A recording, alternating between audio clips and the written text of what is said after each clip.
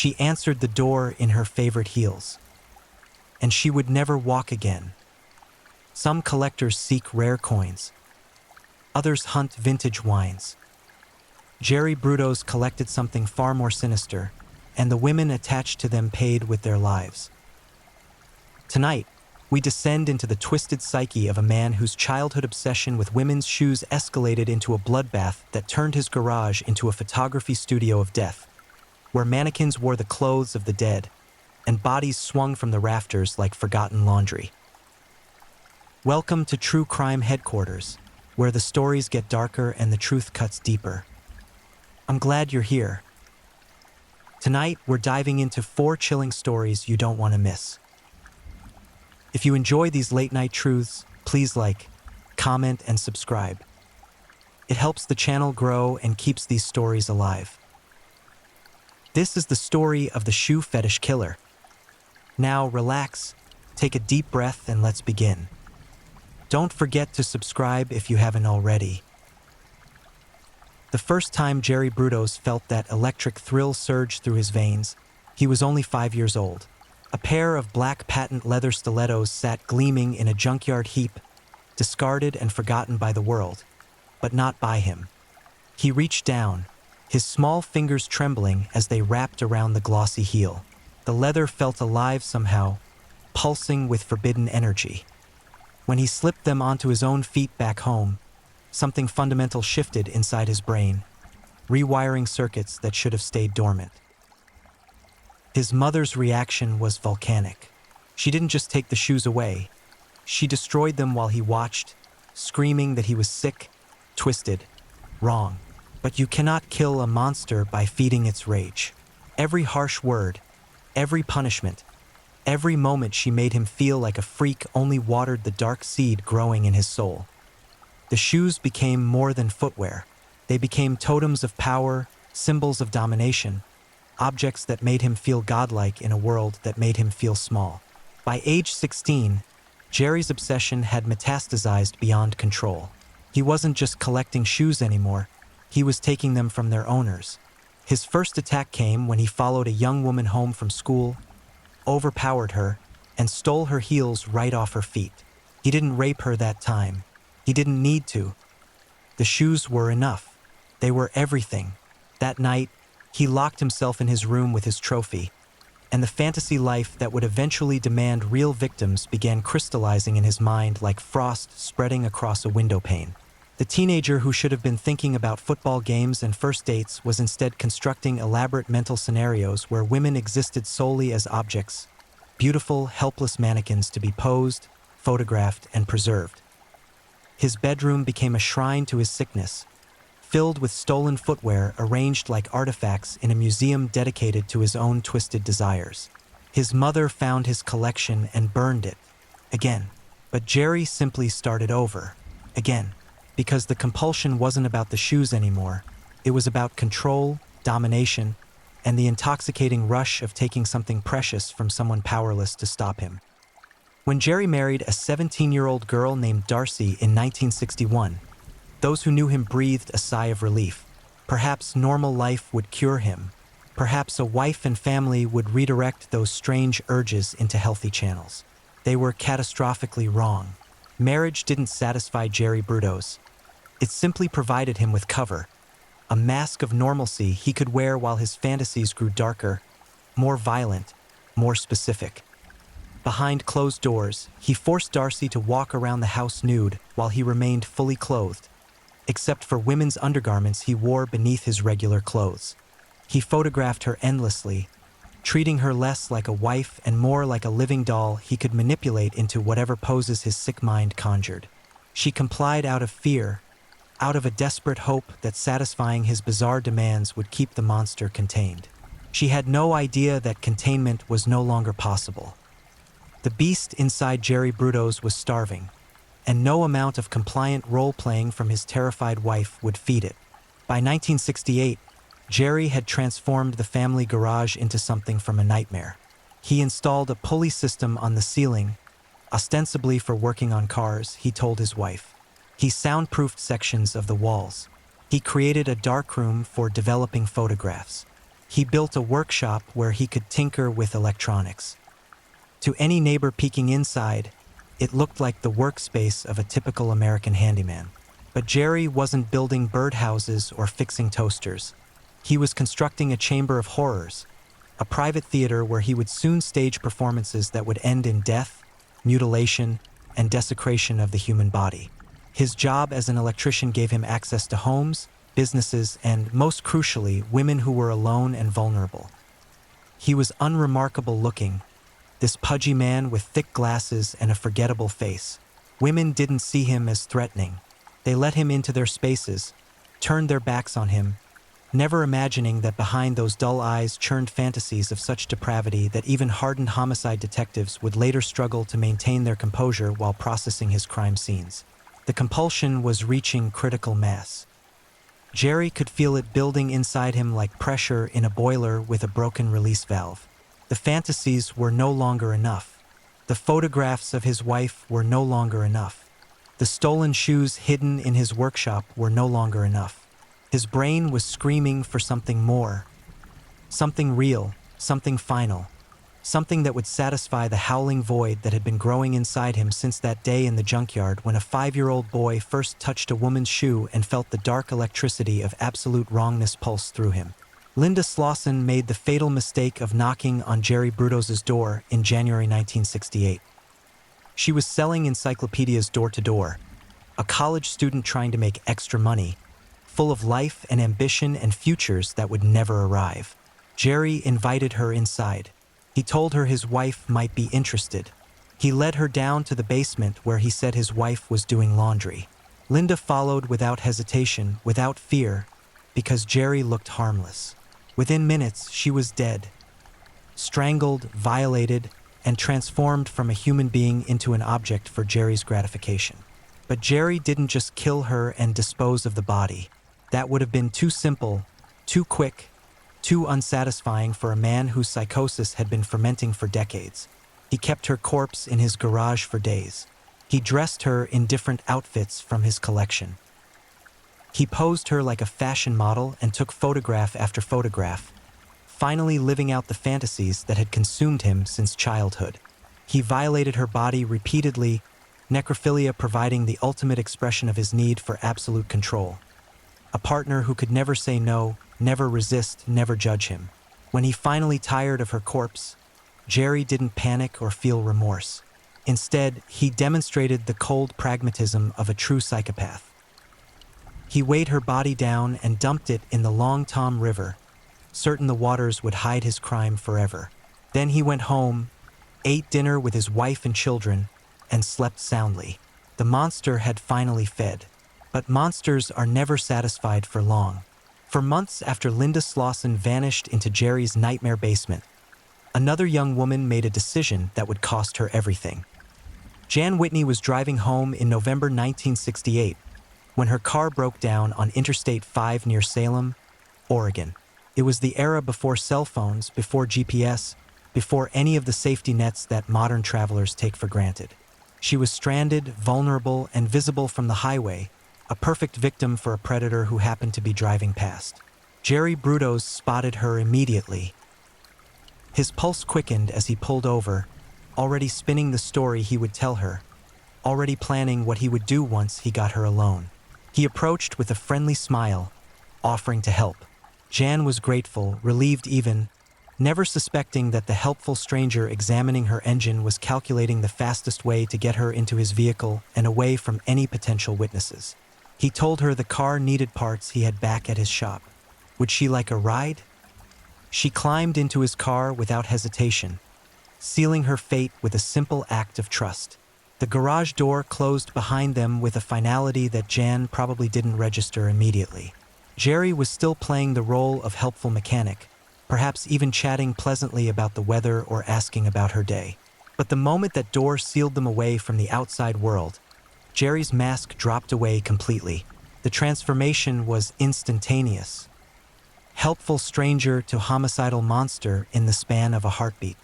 He attacked before Jan could scream, before she could run, before her brain could even process what was happening. Strangulation was Jerry's preferred method. It satisfied multiple perversions simultaneously: the physical contact, the absolute power, the ability to watch the exact moment life drained from his victim's eyes. He choked Jan Whitney until she lost consciousness. Then he began the ritual that truly fed his sickness. He stripped her body, photographed her from every conceivable angle, and added her shoes to his ever-growing collection. But Jerry had refined his technique since Linda Slauson. He had learned from that first murder, discovered what satisfied him most, what elements of the process needed improvement. He suspended Jan's corpse from the ceiling using the pulley system he had installed. She hung there like a grotesque marionette while Jerry circled her with his camera, capturing images that existed solely for his private collection, visual records of his godlike power over life and death.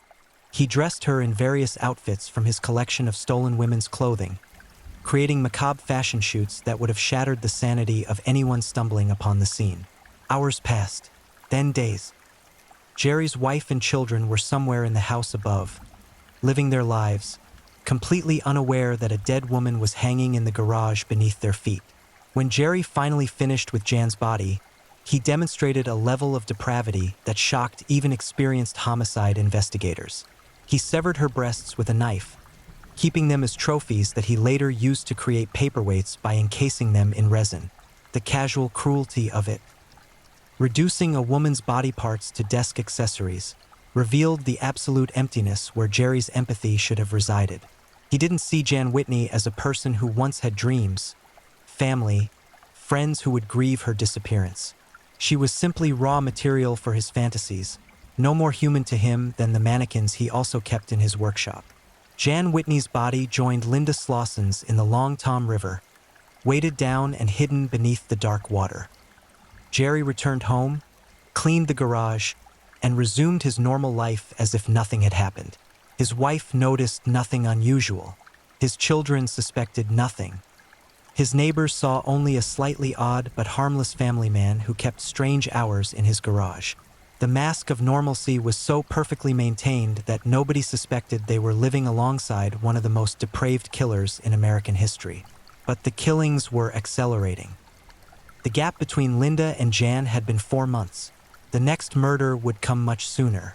Jerry's compulsion was no longer controllable. The monster didn't just want to feed. It needed to feed, demanded to feed, screamed for fresh victims with an insistence that Jerry couldn't ignore even if he wanted to. And he didn't want to. Every murder was easier than the last. Every killing reinforced the intoxicating sense of power that had become more addictive than any drug.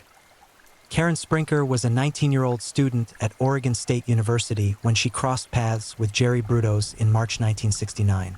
She was walking through a parking garage when Jerry approached her with a gun, instantly transforming from invisible stranger to immediate threat. Karen tried to scream. Jerry struck her, silencing her before the sound could escape. He forced her into his car at gunpoint, drove her to his garage, and added her to his collection of dead women before she even fully understood what was happening to her. Karen's murder followed the same grotesque pattern as the others: strangulation, photography, necrophilia, mutilation. But Jerry was becoming more experimental, more confident in his ability to avoid detection. He amputated Karen's foot, keeping it preserved in his freezer so he could periodically take it out and dress it in different shoes from his collection, finally achieving the perfect fusion of his two obsessions: women's footwear and absolute dominion over female bodies. The foot became a toy, a prop, a testament to his power to reduce human beings to objects that existed solely for his pleasure.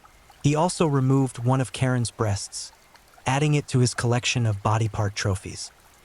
The garage had become a charnel house, a temple to Jerry's sickness where human remains were preserved like religious relics. Yet somehow, impossibly, his wife never entered that space. Darcy stayed away from the garage as if some primal instinct warned her that crossing that threshold would shatter the fragile illusion of normalcy she clung to.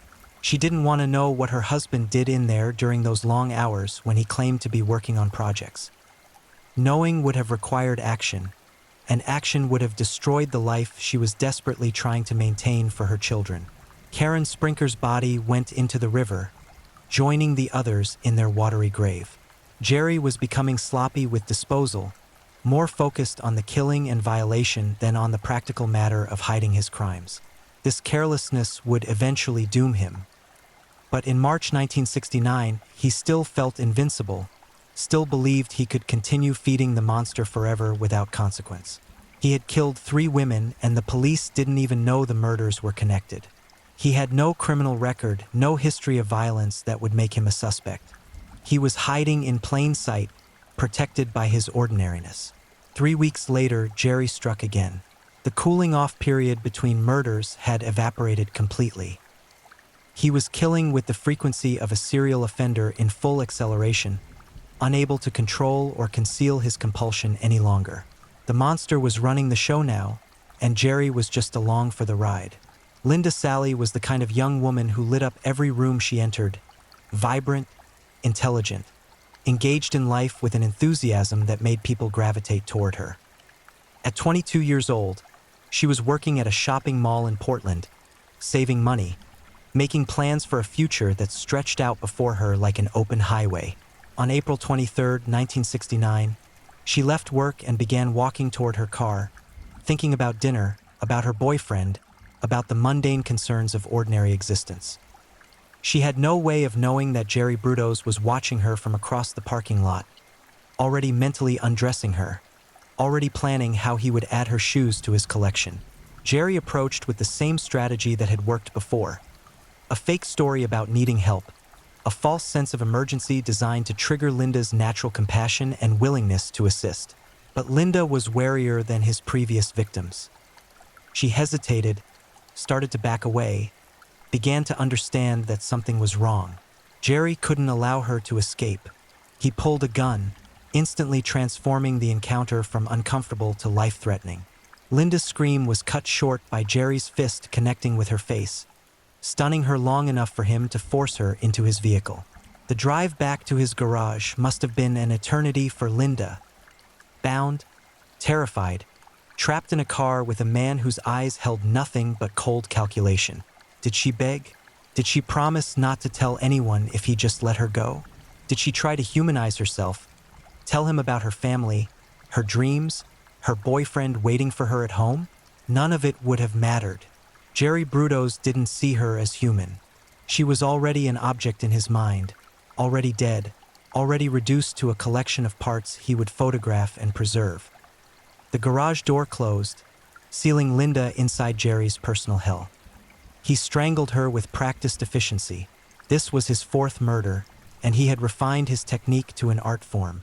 But with Linda, Jerry reached new depths of depravity that revealed just how far he had descended into madness. After her death, he suspended her body from the ceiling and violated her corpse repeatedly over several days. He photographed her in countless degrading poses, dressed in outfits from his collection.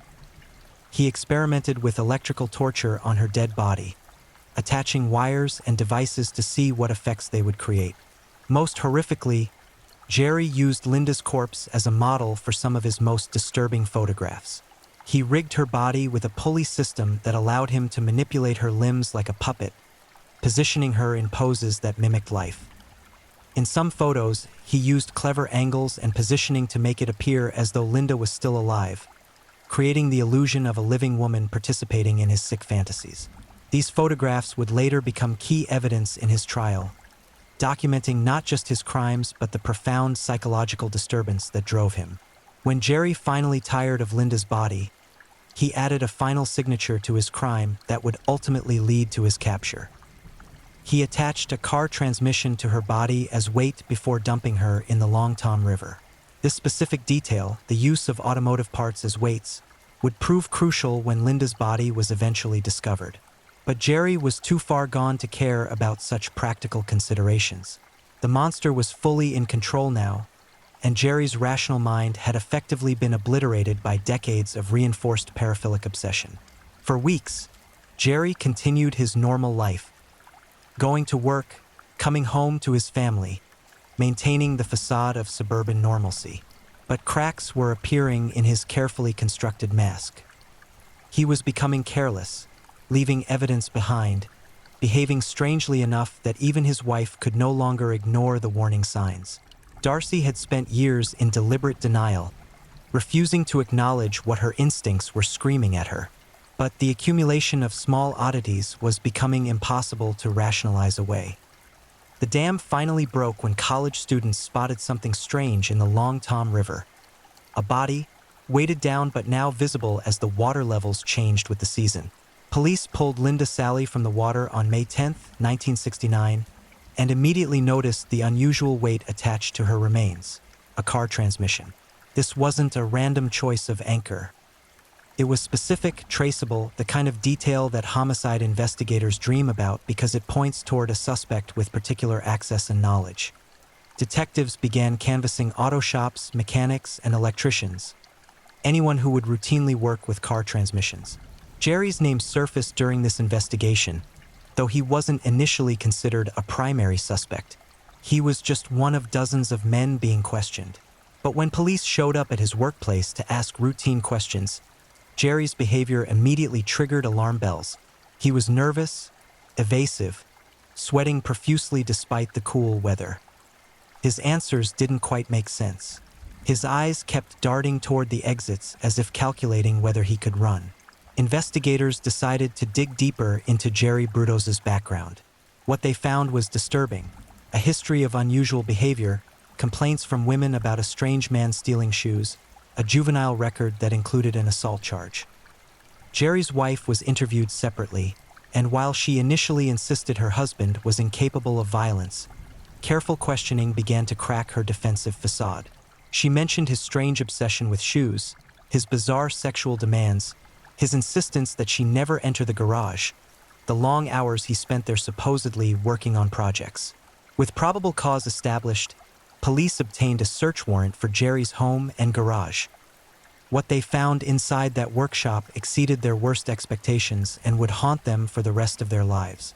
The garage was a cathedral to sexual sadism and murder.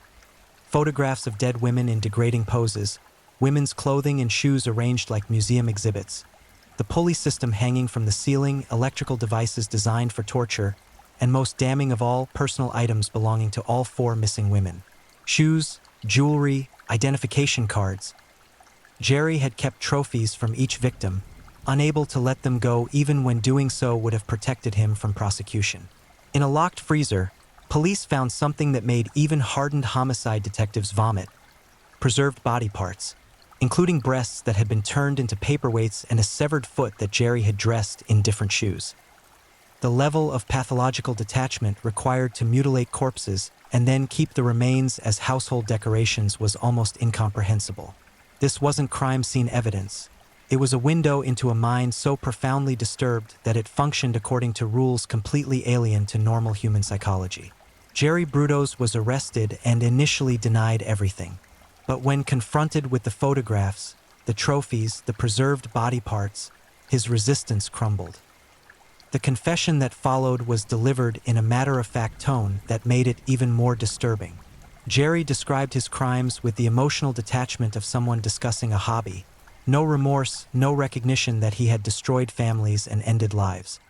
He spoke about his victims as objects that had served their purpose, expressing only mild regret that his collection had been confiscated. The trial of Jerry Brutos became a media sensation that gripped Oregon and fascinated the nation. Here was a seemingly ordinary man, married, employed, a father, who had been secretly operating one of the most disturbing killing chambers in American criminal history. The courtroom was packed daily with spectators desperate to understand how such profound evil could hide behind such banality. But the trial wouldn't provide those answers. Evil doesn't always announce itself with obvious markers. Sometimes it wears glasses, works a regular job, and smiles at you from across a parking lot. Prosecutors presented a mountain of evidence that left no doubt about Jerry's guilt. The photographs alone were so disturbing that several jurors required psychological counseling after viewing them. The defense attempted to argue insanity, suggesting that anyone who committed such acts must by definition be too mentally ill to be held fully responsible. But the prosecution successfully demonstrated that Jerry understood his actions were wrong, had taken elaborate steps to conceal his crimes, and had functioned normally in all other aspects of his life. He wasn't insane by legal standards. He was simply evil. The most heartbreaking testimony came from families of the victims. Parents who described vibrant daughters full of promise, boyfriends planning futures that would never arrive, siblings who still couldn't comprehend how their loved ones could simply vanish into the darkness of Jerry's garage and never emerge. Linda Slauson's mother described her daughter's dreams of becoming a teacher. Jan Whitney's father talked about the Christmas when she was 5 and wanted nothing more than a bicycle. Karen Sprinker's boyfriend testified about the engagement ring he had been saving money to buy. Linda Sally's sister described how she still sometimes picked up the phone to call her before remembering she would never answer again. Jerry sat through all of it with dead eyes, displaying neither remorse nor empathy. When given the opportunity to address the court, he offered no apology, no explanation, no acknowledgement of the suffering he had caused. Instead, he complained about the conditions of his incarceration and expressed irritation that his collection had been destroyed. Even facing multiple life sentences, Jerry Brudos couldn't summon the humanity required to recognize his victims as people who had mattered to someone. The jury deliberated for less than a day before returning guilty verdicts on all counts. Jerry was sentenced to 3 consecutive life terms. Linda Slauson's body had never been recovered, so he wasn't charged with her murder despite confessing to it. The judge made clear that Jerry Brudos would never again breathe free air, would spend every remaining day of his existence in a cage, separated from society like the rabid animal he had proven himself to be. But questions remained that would haunt investigators and psychologists for decades. How does a shoe fetish escalate into necrophilic serial murder? What combination of nature and nurture creates someone capable of such depravity? Jerry's childhood trauma was real. His mother's abuse, her violent reactions to his fetish, her constant message that he was wrong and broken. But millions of people suffer childhood trauma without becoming serial killers. Something else had to be present, some fundamental defect in Jerry's psychological makeup that transformed ordinary paraphilia into homicidal compulsion. Dr. Richard K. Danron, the forensic psychologist who evaluated Jerry, concluded that he suffered from sexual sadism, necrophilia, and a profound inability to recognize others as fully human. Jerry existed in a solipsistic universe where other people were simply objects placed on Earth for his gratification. The fetish was never about shoes, it was about control, about having absolute power over something that should have agency. When shoes stopped providing sufficient satisfaction, the logical escalation was to control the women attached to them. And when living women could still resist or judge or reject him, death became the ultimate expression of control. Jerry's wife Darcy faced her own reckoning in the aftermath. She was never charged with any crimes. Prosecutors concluded she had been a victim of Jerry's manipulation and abuse, kept deliberately ignorant of his murders through a combination of fear and willful denial. But the court of public opinion was less forgiving. How could she not have known? How could she live in that house, raise children above that garage of horrors, and never suspect that her husband was a serial killer? The answer is simultaneously simple and deeply uncomfortable. We see what we allow ourselves to see, and Darcy couldn't afford to see the truth because acknowledging it would have destroyed everything. She divorced Jerry immediately after his conviction, changed her name, and disappeared with their children into anonymity. Those children grew up knowing their father was one of America's most notorious serial killers, carrying a surname that had become synonymous with sexual sadism and murder. Some of them changed their names as adults, trying to escape the shadow of crimes they had nothing to do with but would forever be associated with through biology and proximity.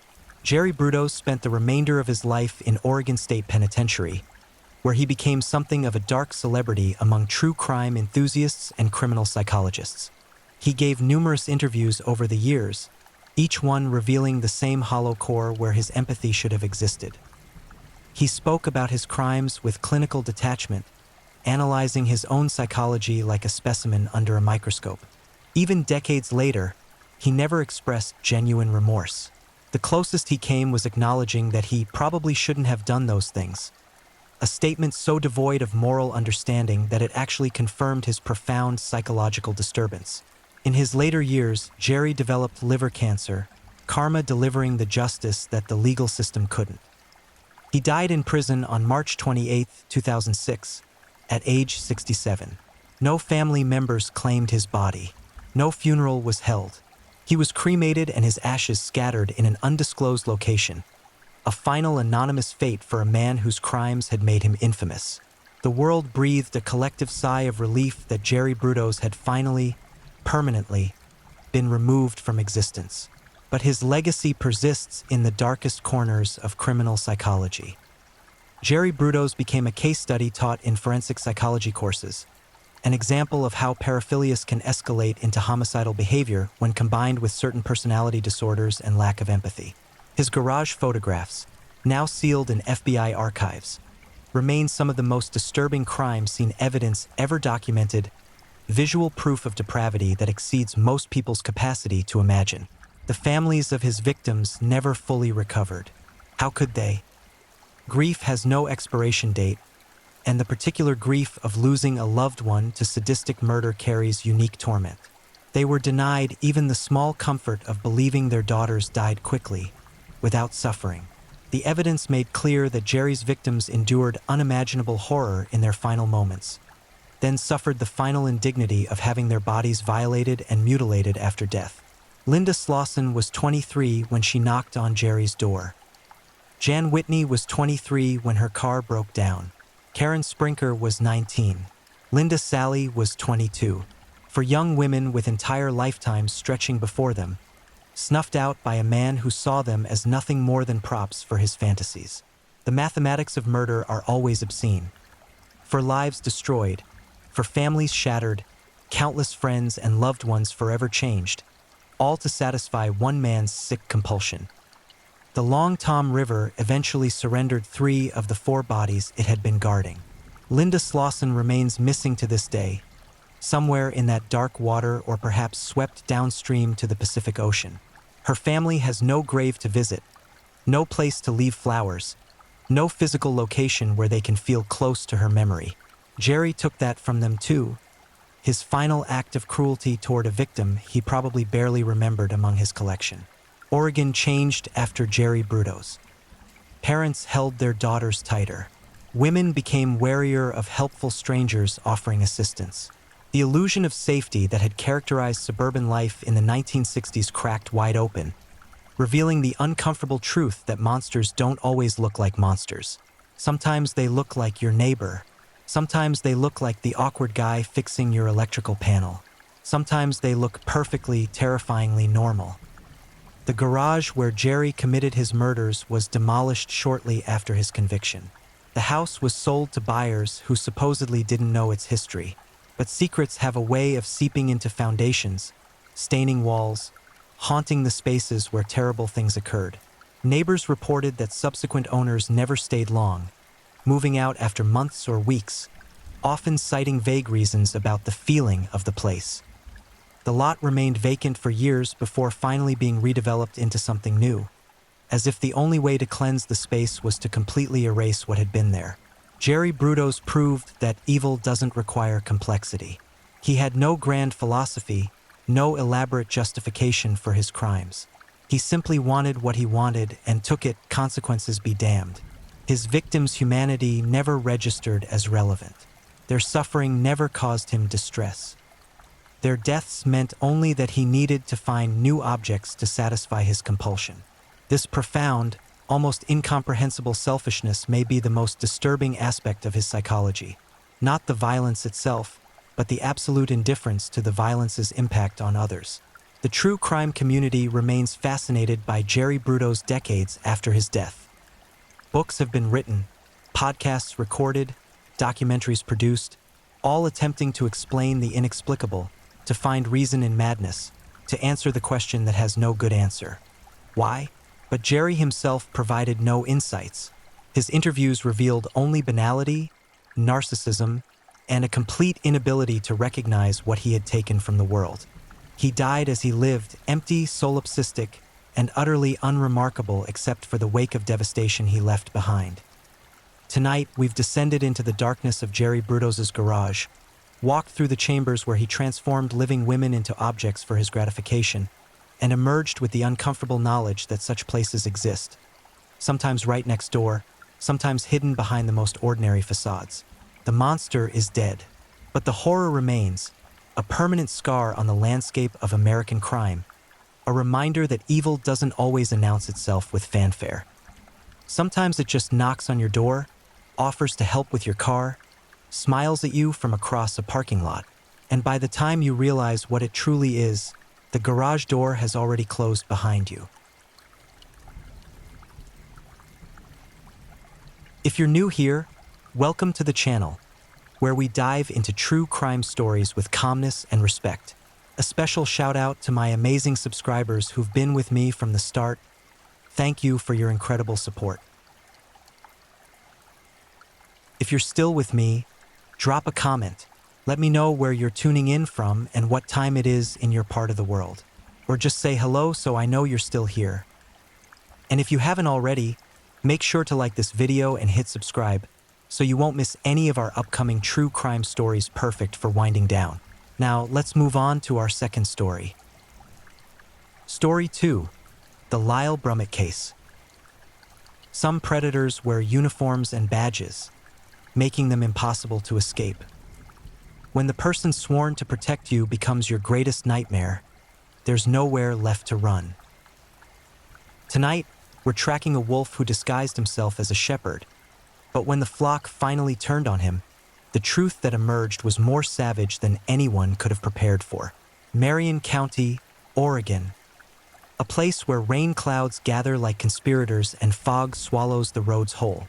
This wasn't the kind of town where evil was supposed to thrive. People knew their neighbors. They trusted the men who wore badges and carried guns in the name of public safety. They believed in the system because they had to, because without that belief, the fragile threads holding communities together would snap. But in the late 1990s, something rotten festered beneath the surface of Marion County Sheriff's Department. Something that wore a uniform and smiled at community events. Something that shook hands with parents and coached youth sports. Something named Lyle Brummett. Deputy Lyle Brummett wasn't just another face in law enforcement. He was active, visible, trusted. He attended church functions. He volunteered. He positioned himself exactly where predators always position themselves. In places of unchallenged authority, surrounded by those too young or too trusting to question his motives. He understood something fundamental about power. When you control the narrative, you control everything. For years, Brummett operated with terrifying precision. He cultivated relationships with families, inserting himself into their lives like a parasite burrowing into healthy tissue. He identified vulnerabilities. Single mothers struggling to make ends meet, children hungry for male attention, households where chaos provided perfect cover for his crimes. He studied his victims the way a scientist studies specimens, learning their routines, their fears, their secrets. His position as a deputy sheriff gave him tools most predators only dream about. He had authority. He had access. He had the uniform that made people drop their guard and open their doors. When Deputy Brummett showed up at your house, you didn't question why. You assumed it was official business. You assumed you were safe. That assumption was exactly what he counted on. The abuse began subtly. It always does with predators this calculated. A hand lingering too long on a shoulder. Comments that walked the razor's edge between appropriate and inappropriate. Gifts that seemed generous but carried invisible price tags. He groomed entire families, not just his victims, building trust systematically until the walls of protection around vulnerable children crumbled completely. Brummett's hunting ground extended beyond Marion County. He didn't limit himself to one jurisdiction or one community. He moved through multiple towns, multiple social circles, always careful, always calculating, always leaving destruction in his wake while maintaining his carefully constructed public image.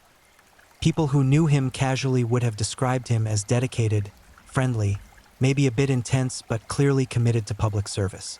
They had no idea what happened behind closed doors. The children Brummett targeted carried a special kind of burden, the knowledge that their abuser wore a badge.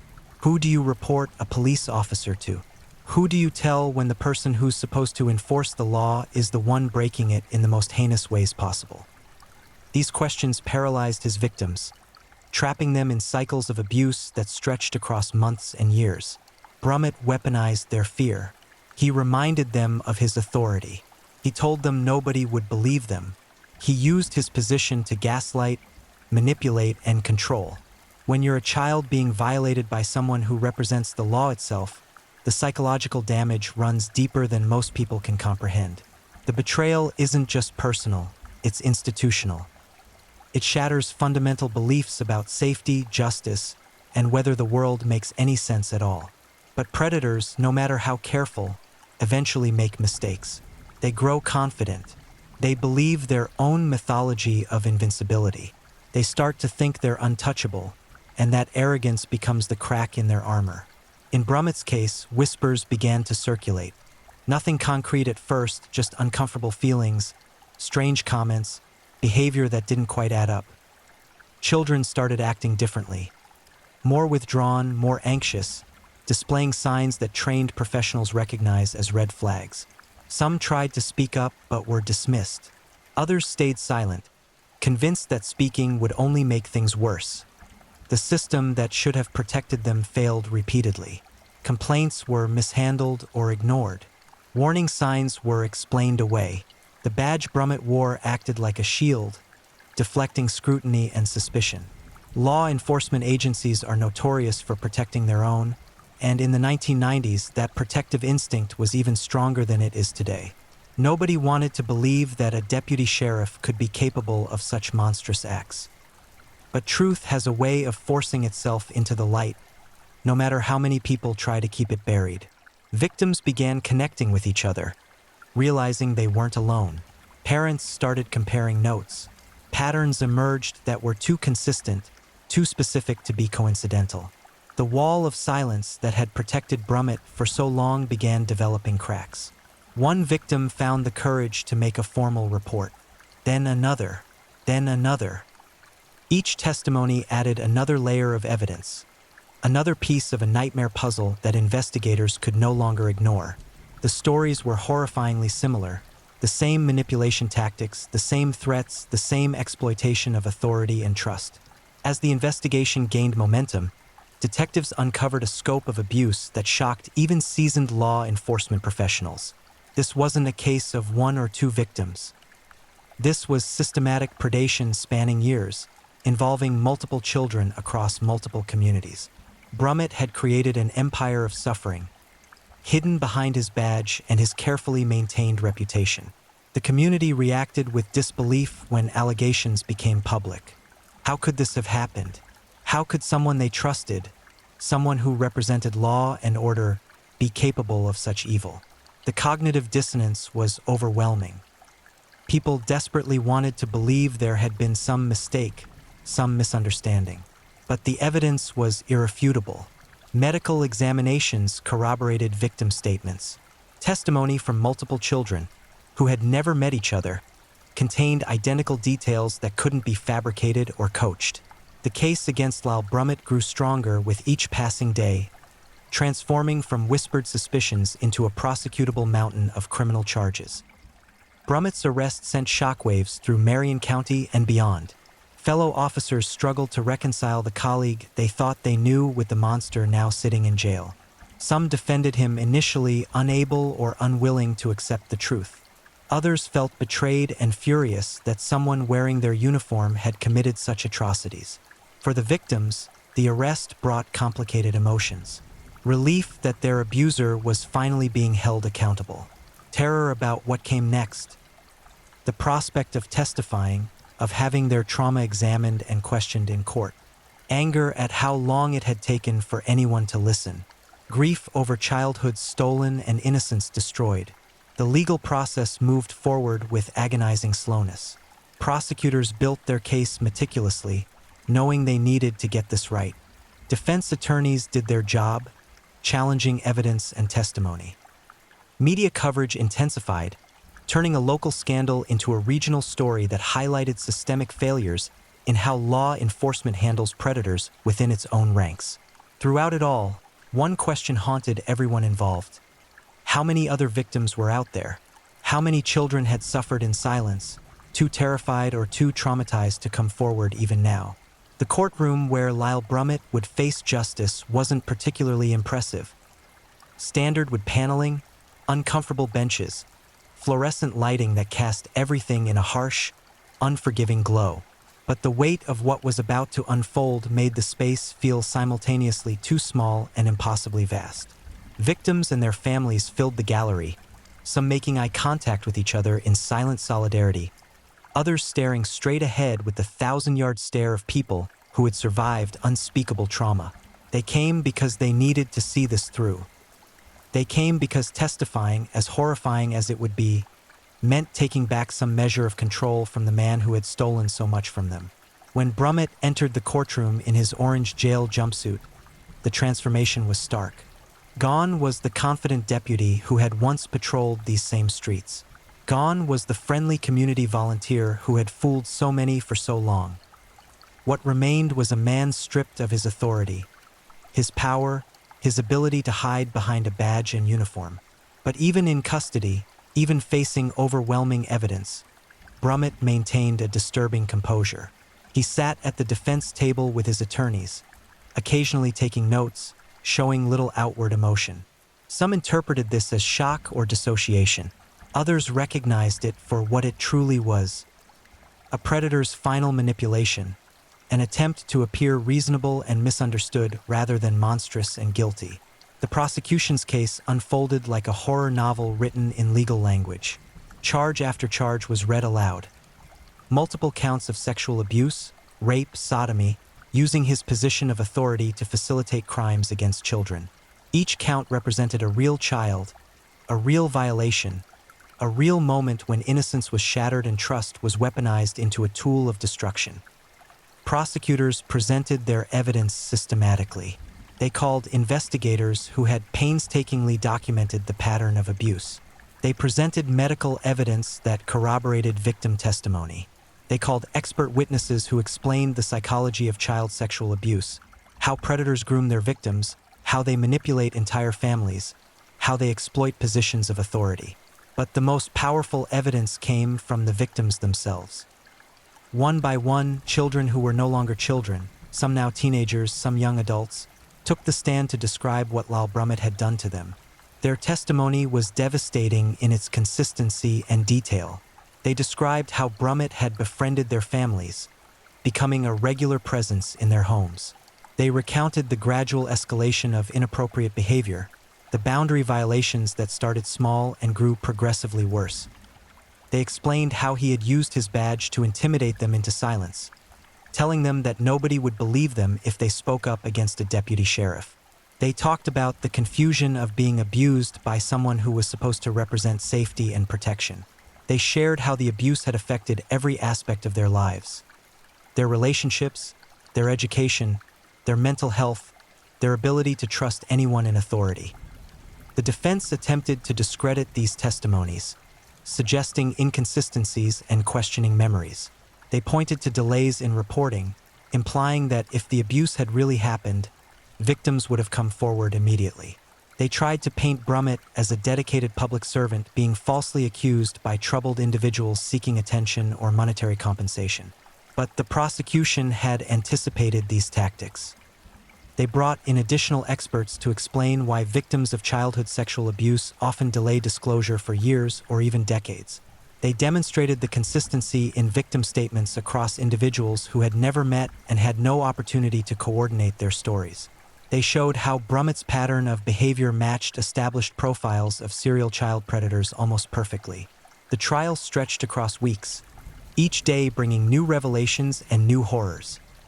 The community continued to grapple with the cognitive dissonance of a trusted law enforcement officer being revealed as a monster.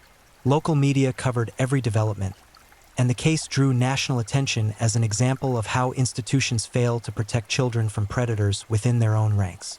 Throughout the proceedings, victim impact became increasingly clear.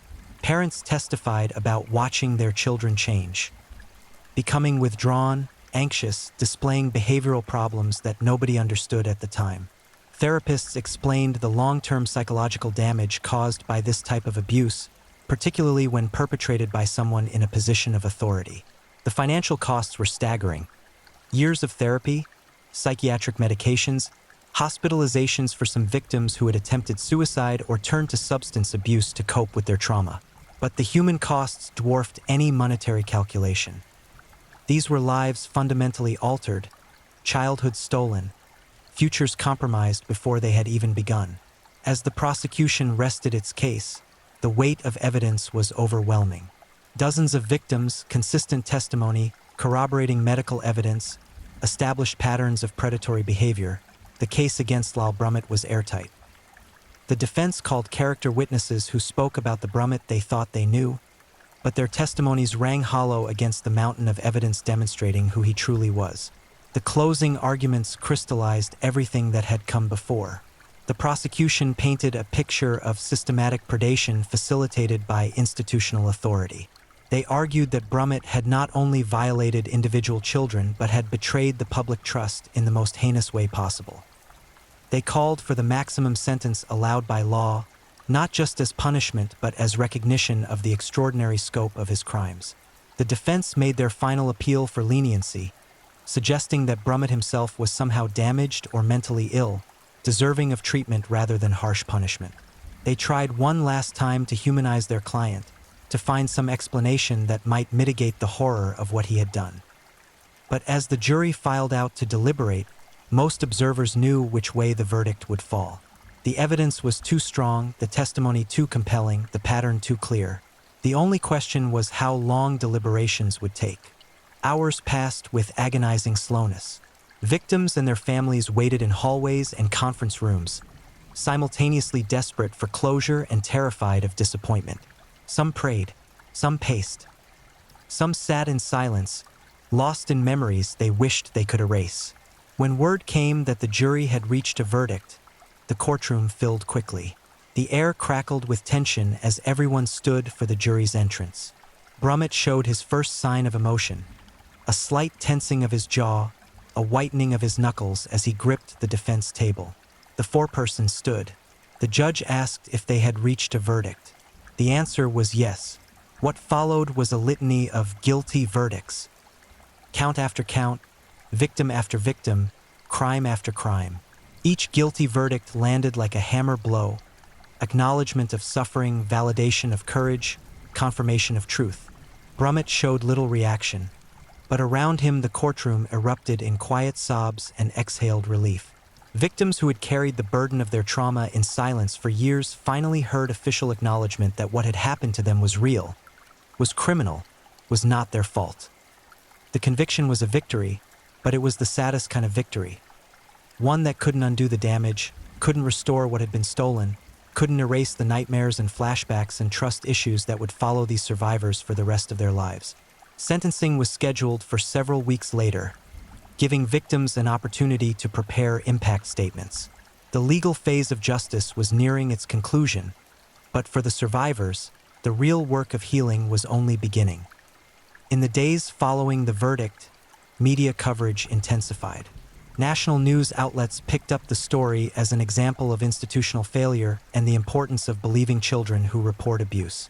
Experts weighed in on how law enforcement agencies need to better screen and monitor their own officers. Marion County began a painful process of institutional self-examination. How had Brummett operated for so long without detection? What warning signs had been missed or ignored? What policy changes needed to be implemented to prevent similar cases in the future? Some answers emerged during this review. Brummett had been the subject of prior complaints that had been inadequately investigated or dismissed.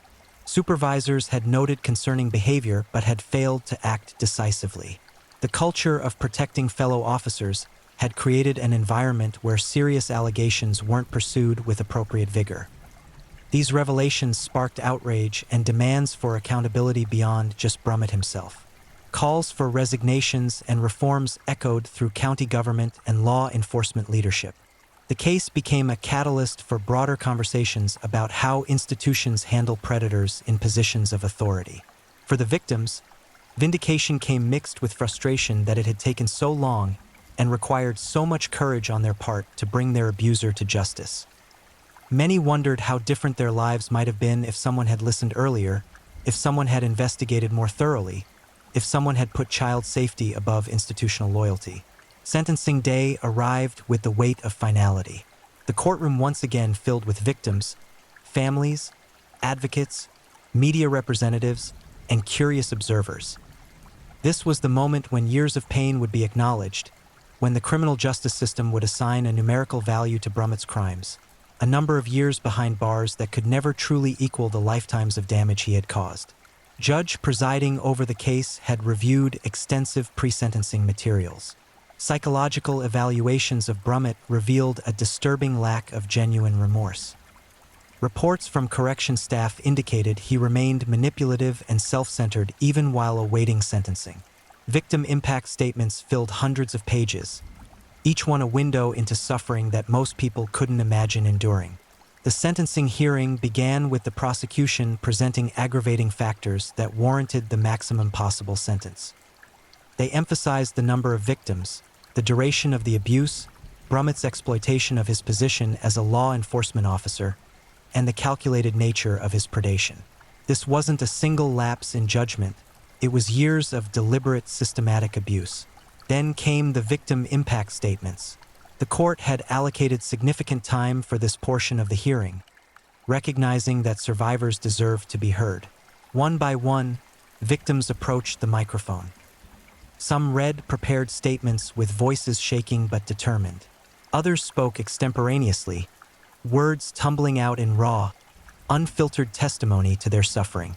A young woman described how Brummett's abuse had derailed her entire adolescence. She had turned to drugs and alcohol to numb the pain, dropping out of school, cycling through abusive relationships because the abuse had warped her understanding of what love and trust meant. She had attempted suicide twice. She had been hospitalized multiple times for depression and PTSD. She stood before the court as a survivor, but the journey to survival had cost her nearly everything. A man in his 20s spoke about the rage that consumed him. He described how difficult it was to maintain relationships, how he struggled with violent impulses, how therapy had helped but couldn't erase the fundamental damage done when he was just a child. He looked directly at Brummett and said he hoped every single day in prison would be torture, that he hoped Brummett would feel even a fraction of the fear and helplessness his victims had experienced. A mother testified on behalf of her child, who was too traumatized to appear in court. She described watching her son transform from a happy, outgoing kid into a withdrawn, anxious stranger. She talked about the guilt that consumed her. How had she not seen what was happening? How had she let a predator into their home? How had she failed to protect her own child? Her voice broke as she said those questions would haunt her for the rest of her life. The statements continued for hours, each one adding another layer to the comprehensive picture of destruction Brummett had caused. Some victims spoke about specific incidents of abuse in graphic detail, wanting the court to understand exactly what had been done to them. Others focused on the aftermath. The years of therapy, the damaged relationships, the career paths abandoned, the dreams deferred or destroyed. Several common themes emerged from these testimonies. Nearly every victim mentioned the particular betrayal of being abused by someone who wore a badge, someone who represented safety and justice. Many described how the abuse had fundamentally altered their relationship with authority figures and institutions. Trust, once broken so completely, proved nearly impossible to rebuild. The psychological experts who evaluated victims for the court provided clinical context for these statements. They explained how childhood sexual abuse, particularly when perpetrated by an authority figure over extended periods, causes complex trauma that affects brain development, emotional regulation, attachment patterns, and cognitive functioning. The damage wasn't just psychological, it was neurobiological. Throughout the victim statements, Brummett sat impassively at the defense table. Occasionally, he would whisper to his attorney, but he showed no visible emotional response to the parade of suffering his actions had caused. This lack of empathy, this emotional flatness in the face of such pain, was itself revealing. A window into the psychology of a predator who had never truly viewed his victims as human beings deserving of dignity and protection. The defense attorney made a final plea for leniency, though even he seemed to recognize the hopelessness of his position. He suggested that Brummett had mental health issues that warranted treatment rather than purely punitive incarceration. He mentioned Brummett's own history of childhood trauma, a common defense strategy in such cases, though one that rings hollow when millions of childhood trauma survivors never become predators themselves. Brummett was given an opportunity to address the court before sentencing. He stood and, for the first time during the trial, spoke directly to the gallery. What emerged was not genuine remorse, but a carefully crafted performance of it. He expressed regret in vague, generic terms. He claimed he was getting help and wanted to become a better person. He stopped short of explicitly admitting to his crimes or acknowledging the full scope of the damage he had caused. Victims and their families saw through the performance immediately. This was the same manipulation they had experienced during the abuse. Brummett saying what he thought people wanted to hear while remaining fundamentally unchanged at his core.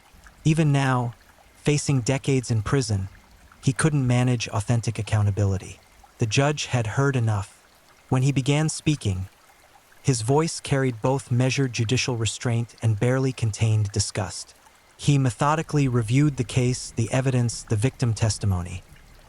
He noted that in his decades on the bench, he had rarely encountered a case so disturbing in its scope and systematic nature. He addressed Brummett directly, stating that the betrayal of public trust was an aggravating factor that warranted the harshest possible sentence. Law enforcement officers, he noted, are held to a higher standard precisely because they wield significant power over citizens' lives. When an officer exploits that power to prey on vulnerable children, the crime is compounded exponentially. The judge then proceeded to sentencing on each count. The numbers accumulated years upon years upon years. By the time he finished, Brummett was facing multiple consecutive life sentences plus additional decades. The practical reality was clear. Lyle Brummett would die in prison. He would never again be free to harm another child. The courtroom erupted in muted celebration, tears of relief, embraces between survivors, a collective exhale of justice finally served. But even in victory, there was profound sadness. No sentence could undo what had been done. No amount of time behind bars could restore stolen childhoods or erase traumatic memories. In the days following sentencing, victim advocates worked with survivors and their families to process the outcome. For some, the sentence brought genuine closure and a sense that they could begin moving forward. For others, it was simply one milestone in an ongoing journey of healing that would last a lifetime. The case prompted serious institutional reforms in Marion County and other Oregon law enforcement agencies. New protocols were implemented for investigating complaints against officers. Mandatory training on recognizing and reporting child abuse was expanded. Some agencies brought in outside consultants to review their policies and culture around accountability. But these reforms came too late for Brummett's victims. They served as acknowledgement of failure and hopefully as prevention for the future, but they couldn't change what had already happened.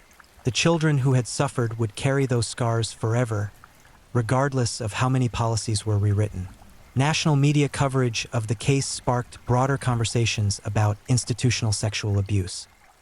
Brummett's case was cited alongside Catholic Church scandals, USA Gymnastics' Dr. Larry Nassar's crimes, and countless other examples of institutions protecting predators rather than victims. Patterns emerged across these cases. Institutional loyalty prioritized over child safety, complaints dismissed or inadequately investigated, victims disbelieved or silenced. Child protection advocates used the Brummett case to push for legislative reforms. Some states passed laws strengthening background checks for positions involving children. Others extended statute of limitations for childhood sexual abuse cases, recognizing that victims often need years or decades before they're ready to come forward. For law enforcement specifically, the case highlighted the need for better mechanisms to investigate and discipline officers accused of crimes. The blue wall of silence. The tendency of police to protect fellow officers even in the face of serious misconduct had enabled Brummett for far too long. Breaking down that wall became a priority for reform-minded law enforcement leaders. Brummett himself faded from public view once incarcerated. He became another inmate in the Oregon prison system, stripped of the authority and access that had enabled his crimes. Reports from corrections staff indicated he was generally compliant but remained manipulative, trying to cultivate relationships with staff and other inmates that might provide him with special treatment or privileges. In prison culture, child predators occupy the lowest rung of the social hierarchy.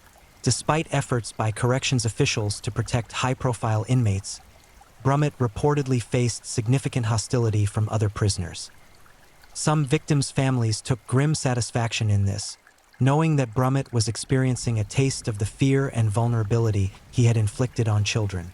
But for most survivors, what happened to Brummett in prison was ultimately irrelevant to their healing journeys. They focused on therapy, on rebuilding their lives, on learning to trust again. Some became advocates themselves, speaking publicly about their experiences to help other victims find their voices. Years passed. The Lyle Brummett case receded from headlines but remained forever part of Marion County's history. New prosecutors and judges took office. The community moved forward, though the scars remained visible for those who looked closely enough. Justice, such as it was, had been served. Lyle Brummett would spend the rest of his natural life behind bars, a predator finally caged. But for his victims, the story didn't end with a judge's gavel and a prison transport van. Their real journey, the agonizing, non-linear, sometimes impossible path toward healing, was only beginning. Trauma doesn't follow a timetable. It doesn't respect court calendars or sentencing dates. The survivors of Brummett's abuse carried wounds that wouldn't heal cleanly or quickly.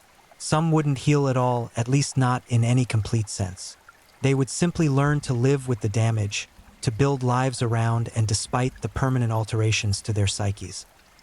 For many victims, the trial and sentencing had required them to relive their worst moments repeatedly.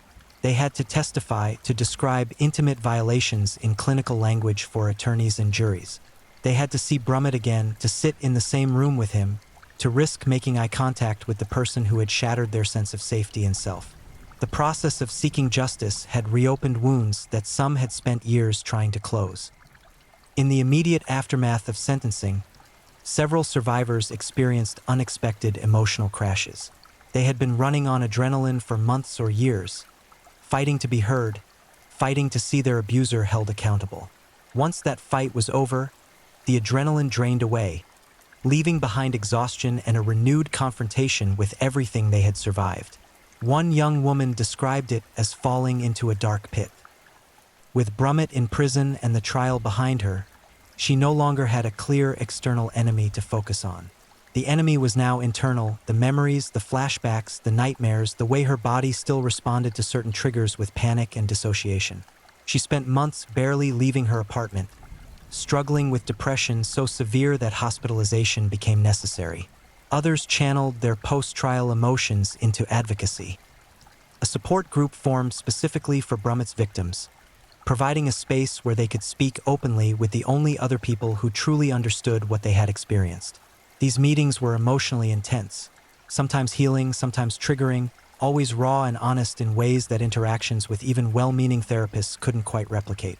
The group members shared strategies for coping with PTSD symptoms. They discussed the complicated feelings that arose when people learned about their abuse. The pity, the invasive questions, the way some relationships changed irreversibly once friends or romantic partners knew the full story. They talked about survivors' guilt when they learned the full scope of Brummett's predation and realized there were other victims, some even younger than themselves. Therapy became a lifelong companion for most survivors. Traditional talk therapy helped some.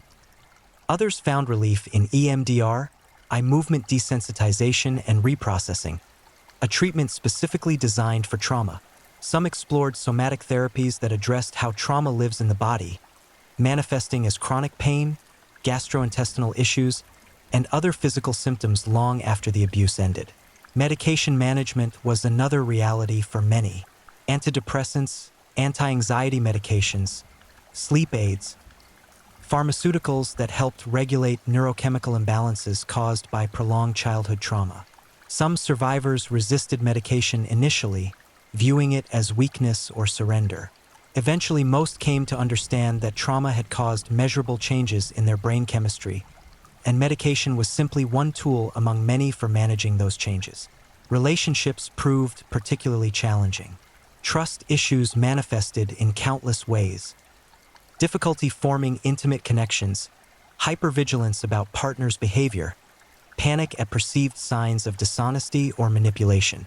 Some survivors found themselves attracted to unhealthy relationships that replicated abusive dynamics because those patterns felt familiar, even comfortable in their dysfunctional way.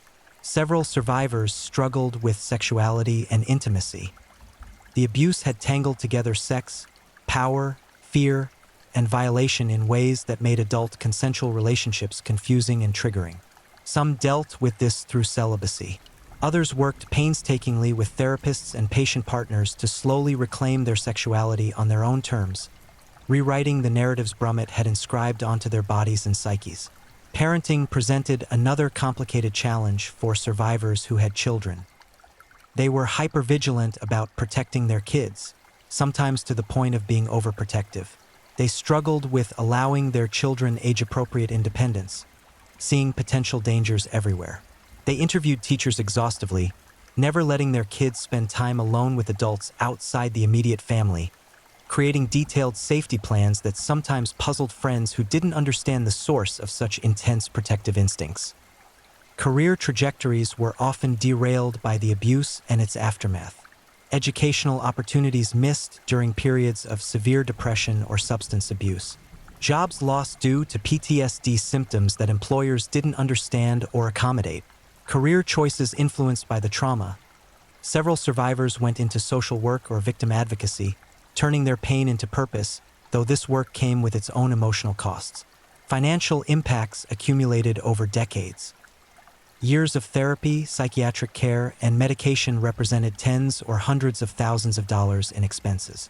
Lost earning potential due to interrupted education and unstable employment meant lower lifetime earnings. Some survivors successfully sued Marion County for damages, arguing that the sheriff's department's failure to properly screen and supervise Brummett constituted negligence. These settlements provided financial resources but couldn't compensate for the fundamental losses. The criminal justice system, despite ultimately convicting Brummett, had also inflicted its own secondary trauma on survivors. Defense attorneys questioning their credibility.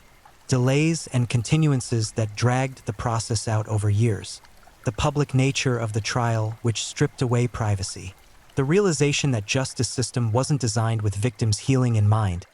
It was designed to determine guilt or innocence, with survivors' well-being an afterthought at best. Some victims never participated in the criminal proceedings at all. The prospect of testifying, of seeing Brummett again, of having their trauma scrutinized and questioned, was simply too overwhelming. They watched from a distance as other survivors testified, experiencing complicated mixtures of relief, guilt, and admiration. Their decision not to participate didn't make their suffering any less real, but it sometimes left them feeling invisible in a process that centered more visible survivors. The community itself underwent a painful reckoning that extended far beyond the courtroom. Marion County had to confront uncomfortable truths about how it had failed its most vulnerable residents. Church groups and civic organizations that had welcomed Brummett examined their own screening and supervision practices. Parents agonized over missed warning signs and questioned their own judgment. Marion County Sheriff's Department faced the most intense scrutiny. Internal investigations revealed that multiple complaints about Brummett had been inadequately addressed over the years. Some deputies had observed concerning behavior but hadn't reported it, citing loyalty to a fellow officer. Supervisors had sometimes dismissed complaints from citizens, unconsciously giving Brummett the benefit of the doubt because he wore the badge. The department implemented sweeping reforms, enhanced background checks that looked more thoroughly at prospective officers' histories, new policies requiring that any complaint involving potential harm to children be immediately escalated and investigated by outside agencies to avoid conflicts of interest. Mandatory training on recognizing grooming behaviors and institutional dynamics that enable predators. These reforms were necessary but came at a cost to department morale. Good officers who had done nothing wrong felt tainted by association with Brummett. The community's trust in law enforcement, already fragile in many quarters, took years to rebuild.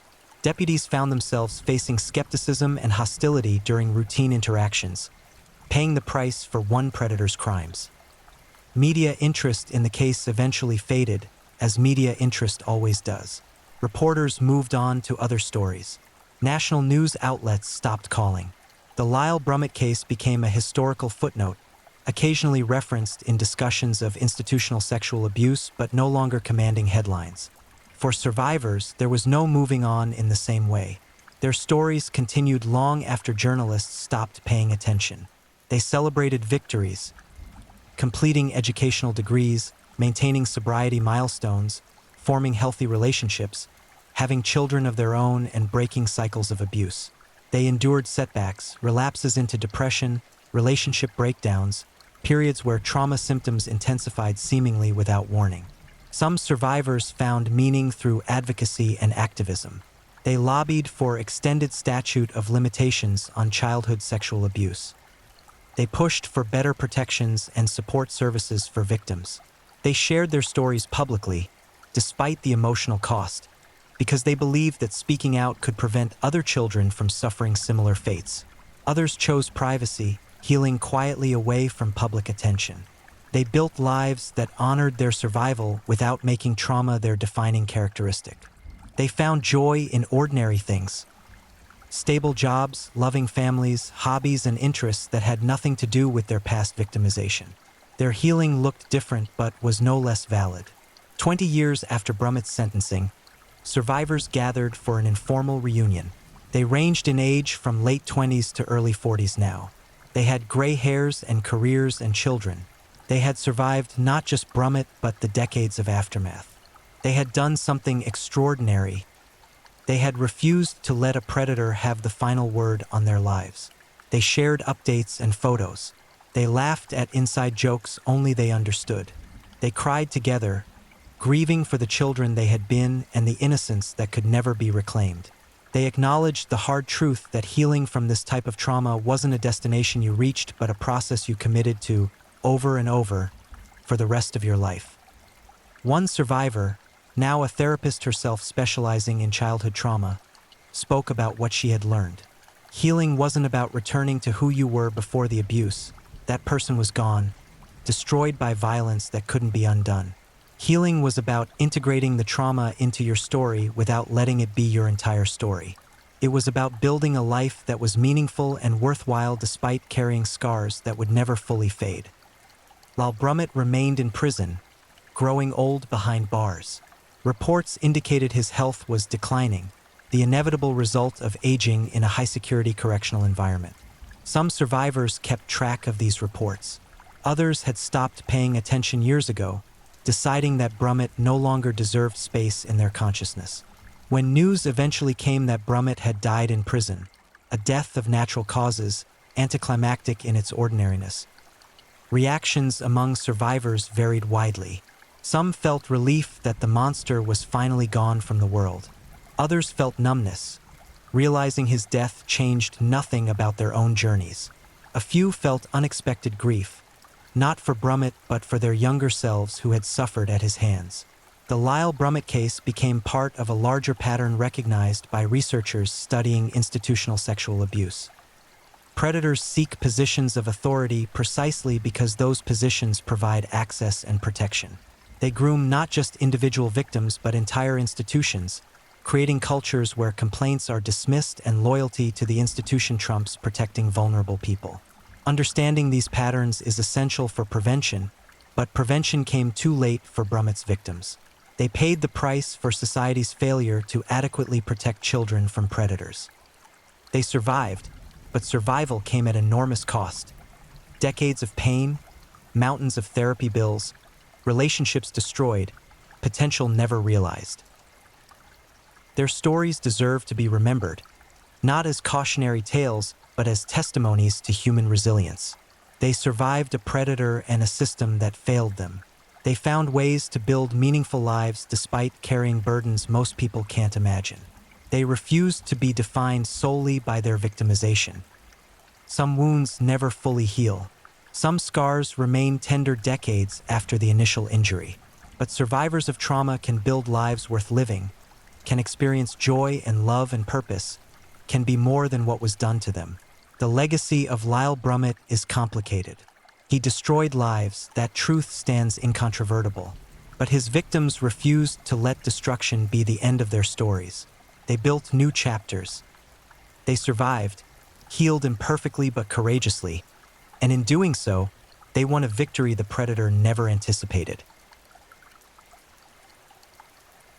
If you're enjoying these stories, don't forget to leave a comment. I'd love to hear where you're tuning in from and what time it is in your part of the world. And if you haven't already, be sure to like this video and subscribe so you don't miss the next true crime story to help you drift off to sleep. Now, let's move on to our third story. Story 3. The Timothy Burkhart Case. Some neighbors wave hello. Others bury your children in their backyard. Trust is a weapon, and Timothy Burkhart loaded it with 20 years of smiles. We spend our lives building walls to keep the monsters out. But what happens when you realize the monster has been living next door all along? Tonight, we descend into the suffocating darkness of a predator who didn't just steal innocence. He systematically dismantled it, piece by calculated piece, while an entire community slept soundly just feet away. This is the story of Timothy Burkhart, the neighbor, the trusted friend, the walking nightmare who proved that evil doesn't always announce itself with a scream. Sometimes it knocks politely on your front door. Timothy Burkhart understood something fundamental about human nature that most people never consider. We desperately want to believe in goodness. We crave the comfort of thinking our neighborhoods are safe, our communities wholesome, our neighbors trustworthy. Burkhart didn't just exploit this vulnerability. He weaponized it with surgical precision. The streets where Burkhart lived weren't draped in shadow or lined with abandoned houses. There were no warning signs, no flickering streetlights, no ominous music playing in the background. This was Middle America at its most mundane: manicured lawns, backyard barbecues, children's laughter echoing through summer evenings, station wagons in driveways, basketball hoops above garage doors. The kind of place where parents felt comfortable letting their kids ride bikes until the streetlights came on. Burkhart's home blended seamlessly into this tapestry of normalcy. He maintained his property meticulously, always offered a friendly wave, remembered everyone's names. He was the neighbor who'd lend you tools without asking for them back, who'd help jumpstart your car on cold mornings, who'd watch your house while you were on vacation. He attended community events, participated in neighborhood watch meetings, showed up at local fundraisers. But facades, no matter how carefully constructed, eventually reveal their cracks. The first whispers of something wrong began not with dramatic revelations, but with small inconsistencies that nagged at the edges of perception.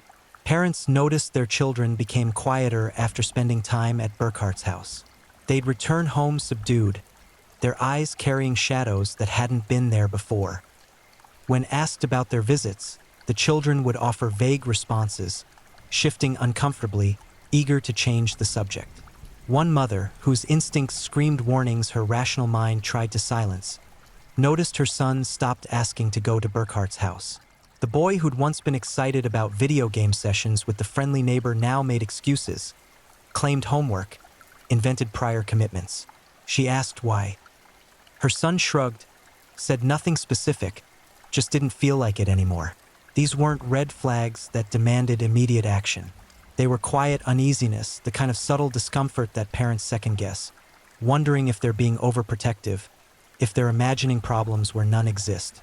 Burkhart had cultivated such a sterling reputation that questioning him felt almost absurd, like suspecting your grandmother of being a serial killer. This is precisely what made Burkhart so dangerously effective. Predators like him don't lurk in shadows. They don't fit the Hollywood monster template, the obviously disturbed loner, the creepy stranger parents warn their children about. Instead, they embed themselves deeply into the community's fabric, becoming so trusted that suspicion itself seems irrational. They volunteer at schools, coach little league teams, organize community events. They make themselves indispensable, building social capital they'll later spend in the most horrific ways imaginable. Burkhart's grooming strategy extended far beyond his victims. He groomed entire families, neighborhoods, communities. He created an environment where accusations against him would be met with immediate skepticism, where his word carried more weight than a child's whispered fears, where his reputation served as armor against scrutiny. His home became a trap disguised as a haven. Children were invited for video games, movies, pizza nights. He had all the latest gaming consoles, the best snacks, a pool table in the basement. Parents saw their children having fun, saw a generous neighbor providing entertainment, never recognizing they were watching their kids being baited into a predator's lair. The basement where children played games had another purpose, another face that emerged only when certain conditions were met. Behind the innocent exterior of tournament-style video game sessions and innocent sleepovers, Burkhart was conducting a different kind of engagement entirely, one that would leave scars no amount of time could fully heal. He photographed his victims. He documented his crimes with chilling methodicalness, creating an archive of horror that would later become crucial evidence in his prosecution. But at the time, parents who might have glimpsed a camera thought nothing of it. People took pictures at gatherings. Seemed normal. Everything about Burkhart seemed normal. This is the true terror of predators like Timothy Burkhart. Their ability to make the abnormal appear routine, to normalize behaviors that should trigger immediate alarm. They exploit the politeness of society, our reluctance to make accusations without concrete proof, our desire to think the best of people we know. But children know. Children always know. They might not have the vocabulary to articulate what's happening to them. They might not understand the full scope of the violations they're experiencing. But their bodies know. Their instincts scream warnings their minds can't quite process. They withdraw. They become anxious. They develop sudden fears, unexplained nightmares, behavioral changes that concerned parents often attribute to normal developmental phases rather than trauma. Burkhart relied on this confusion, this gap between a child's instinctual knowledge and their inability to effectively communicate danger to adults. He relied on shame, on the psychological manipulation that makes victims feel complicit in their own abuse. He told children their parents wouldn't believe them. He told them they'd get in trouble if they told. He told them what happened was normal, that all adults and children had these kinds of relationships. These weren't spontaneous lies. They were calculated psychological warfare waged against the most vulnerable members of society. The timeline of Burkhart's predation stretched back years, perhaps decades, before his eventual exposure. Each victim represented not just a single incident, but an ongoing campaign of manipulation and abuse. He groomed, he isolated, he violated, and he silenced. Then he moved to the next child, always careful, always calculating, always hiding in plain sight.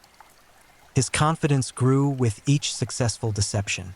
Every time parents dismissed their instincts, every time a child remained silent out of fear or confusion, every time the community reinforced his positive reputation, Burkhart became bolder. The mask he wore became more elaborate, more convincing, more impenetrable, until it wasn't, because even the most careful predators make mistakes. Even the most elaborate facades develop cracks. And sometimes, just sometimes, someone finds the courage to speak the unspeakable truth that shatters everything. The collapse of Timothy Burkhart's carefully constructed world began not with dramatic revelation but with a single child's trembling confession. After years of silence, after countless nights of terror and confusion, one victim found the strength to speak words that would echo through an entire community like a shockwave. The disclosure came during what seemed like a routine conversation between mother and child. The boy, whose name remains protected, had been exhibiting increasingly concerning behavior, nightmares, bedwetting despite being long past that developmental stage, sudden panic attacks, withdrawal from activities he once loved. His mother, driven by maternal instinct that something was profoundly wrong, gently pressed for answers. What emerged in that conversation would haunt her forever. The boy spoke haltingly at first, testing the waters, watching his mother's face for signs of disbelief or anger. He described visits to Burkhart's house, games that weren't really games, touches that confused him, photographs that made him uncomfortable, threats veiled as friendly advice about keeping secrets. The words came slowly, painfully, each sentence a tremendous act of courage from a child who'd been conditioned to believe speaking meant catastrophe. His mother's world inverted. The friendly neighbor became a monster. Every wave, every borrowed tool, every casual conversation now replayed through a horrifying new lens. How had she missed this?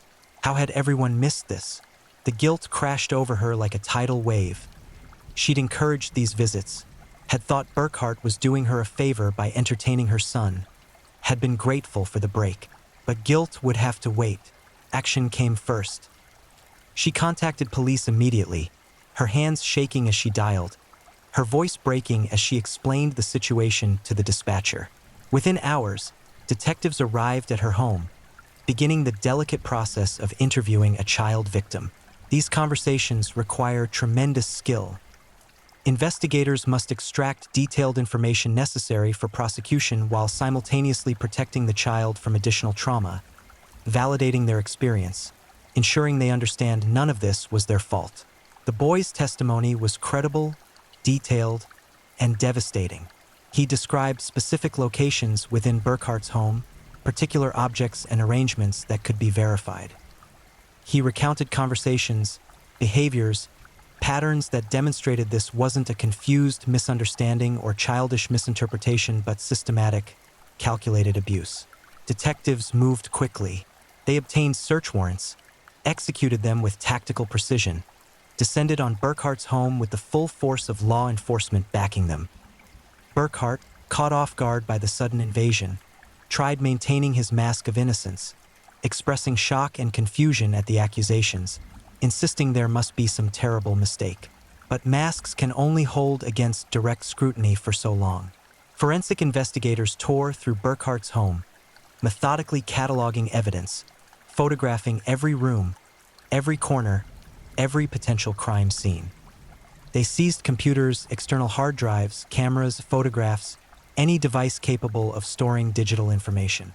They documented the basement where children had been invited to play, now understanding its dual purpose. What they found exceeded even their worst expectations. Burkhart had documented his crimes extensively. Digital files containing thousands of images painted a comprehensive picture of systematic abuse spanning years. Photographs of multiple victims in various stages of undress, images capturing sexual abuse, video files that made even seasoned investigators sick to their stomachs. The evidence was overwhelming, undeniable, damning beyond any possibility of innocent explanation. But beyond the digital evidence, investigators found something equally disturbing: the sheer volume of potential victims. The photographs included faces that hadn't yet come forward, children whose families had no idea their sons had been violated. Each new image represented another family that would soon receive the worst phone call imaginable. The delicate work of victim identification began. Investigators cross-referenced images with missing persons reports, school records, neighborhood canvassing. They worked with child advocacy centers, brought in specialists trained in victim identification. Each confirmed identity meant another difficult conversation with another devastated family. The community response evolved through predictable stages: disbelief, denial, horror, rage, guilt. Neighbors who'd waved to Burkhart for years, who'd accepted packages on his behalf, who'd borrowed his ladder or his lawnmower, suddenly questioned everything. How could they not have known? Were there signs they missed? Were their own children victims who hadn't disclosed? Parent support groups formed spontaneously. Counseling services became overwhelmed. The local school district brought in crisis intervention specialists. Churches held prayer vigils while grappling with questions about evil and innocence. The community fabric, so carefully maintained, had been torn apart by the revelation that a predator had walked among them undetected. Media descended on the quiet neighborhood, transforming it into a circus of satellite trucks and camera crews.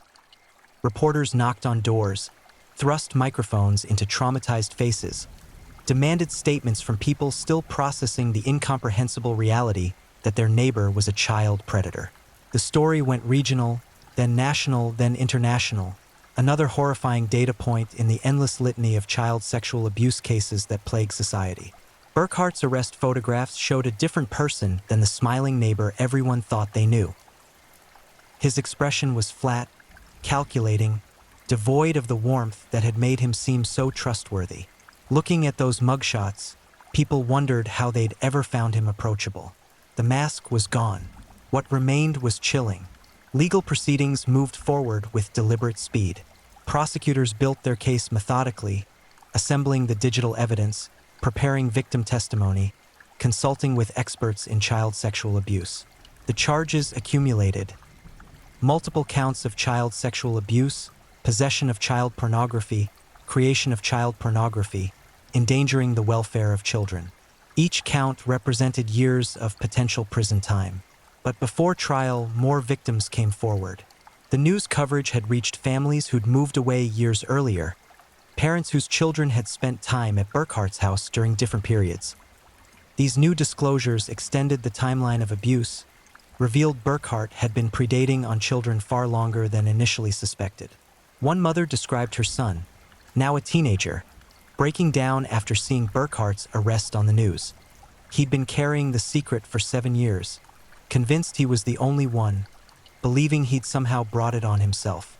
The relief and anguish in his confession were equally profound. Relief that the abuse would stop, that Burkhart couldn't hurt anyone else, anguish over the years of silence, the guilt, the shame, the belief that he was somehow damaged or complicit. This pattern repeated across multiple families. Adult men came forward, disclosing abuse from their own childhoods, abuse they'd never reported, never processed, carried as shameful secrets into their adult lives. Burkhart's predation wasn't measured in months or even years. It stretched across decades, leaving a trail of damaged lives extending back further than investigators initially imagined. The scope of his crimes was staggering. Each new victim represented exponential harm. The primary victim, their family forced to process the trauma, their siblings witnessing their parents' devastation, extended family rippling outward with grief and rage. Communities don't just house predators. They absorb the collateral damage of predation, carrying those wounds forward across generations. As the investigation continued, the full architecture of Burkhart's operation became clear. This wasn't opportunistic abuse. It was systematic predation, carefully planned, meticulously executed, sustained over extraordinary lengths of time through manipulation, psychological control, and exploitation of trust. And through it all, one question haunted everyone involved. How do you heal from something like this? The courtroom smelled of old wood, nervous sweat, and institutional floor cleaner. It was a sterile space designed for the administration of justice, but no architectural choices could diminish the weight of what would unfold within those walls. Timothy Burkhart's trial represented more than legal proceedings against one man. It was a communal reckoning with evil that had hidden among them for so long. Burkhart entered wearing an orange jumpsuit, hands cuffed, expression carefully neutral. Gone was the friendly neighbor persona. What remained was something harder to read.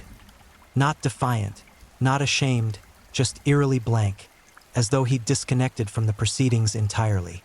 He sat at the defense table flanked by attorneys whose job was to provide adequate representation regardless of personal feelings about their client. The prosecution team was formidable.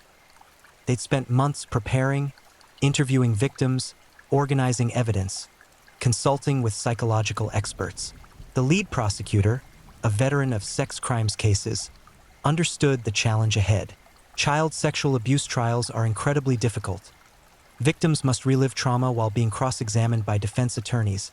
Evidence must be presented in ways that convey horror without overwhelming the jury, and the defendant often projects normalcy that makes the allegations seem impossible. Jury selection took days. Prospective jurors were questioned extensively about their ability to hear evidence of child sexual abuse without becoming so emotionally compromised they couldn't deliberate fairly. Many were excused for cause. Parents who admitted they couldn't be impartial, survivors of abuse who'd be too triggered, people whose biases ran too strongly in either direction. What remained was 12 citizens burdened with terrible responsibility. Opening statements set the tone. The prosecutor painted a picture of systematic predation, describing Burkhart as a calculating predator who'd spent years building trust specifically to access vulnerable children. The defense attorney, faced with overwhelming evidence, hinted at alternative interpretations, suggested rush to judgment, tried planting seeds of reasonable doubt despite knowing the uphill battle ahead. Then came the evidence. Forensic specialists testified about data recovered from Burkhart's computers. They explained how digital evidence works, how files could be authenticated, how timestamps and metadata confirmed when images were created. They displayed charts showing the volume of illicit material, thousands upon thousands of images and videos documenting abuse. But charts and data couldn't capture the human cost. That required victim testimony. The first victim to testify, now a teenager, entered the courtroom visibly shaking. Court staff had prepared him as much as possible, explaining where to sit, where Burkhart would be, how questioning would work. But no preparation fully cushions the experience of facing your abuser in public while describing the worst moments of your life. He spoke quietly but clearly. Yes, he knew the defendant. Yes, he'd spent time at his house. Yes, he remembered the basement, the video games, the way Burkhart would suggest special games after other children left. The prosecutor guided him gently through his testimony, establishing timeline, location, specific acts. The defense attorney's cross-examination was mercifully brief. The evidence was too overwhelming to mount aggressive challenges to victim credibility. Additional victims testified over subsequent days. Each account followed similar patterns: grooming, isolation, abuse, threats, silence. The cumulative weight of their testimonies was crushing. Jurors took notes, faces grave, some fighting tears. Several required breaks to compose themselves. Expert witnesses provided context. A psychologist specializing in child sexual abuse explained grooming behaviors, described how predators select and manipulate victims, testified about the psychological impact of abuse and why victims often delay disclosure or remain silent entirely. She explained that Burkhart's pattern was textbook predatory behavior. Nothing about it was ambiguous or misunderstood.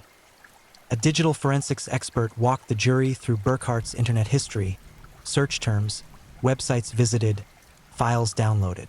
The evidence painted a picture of someone deeply invested in child sexual exploitation material, someone who not only consumed such content but created it, distributing images that would further victimize children every time they circulated online.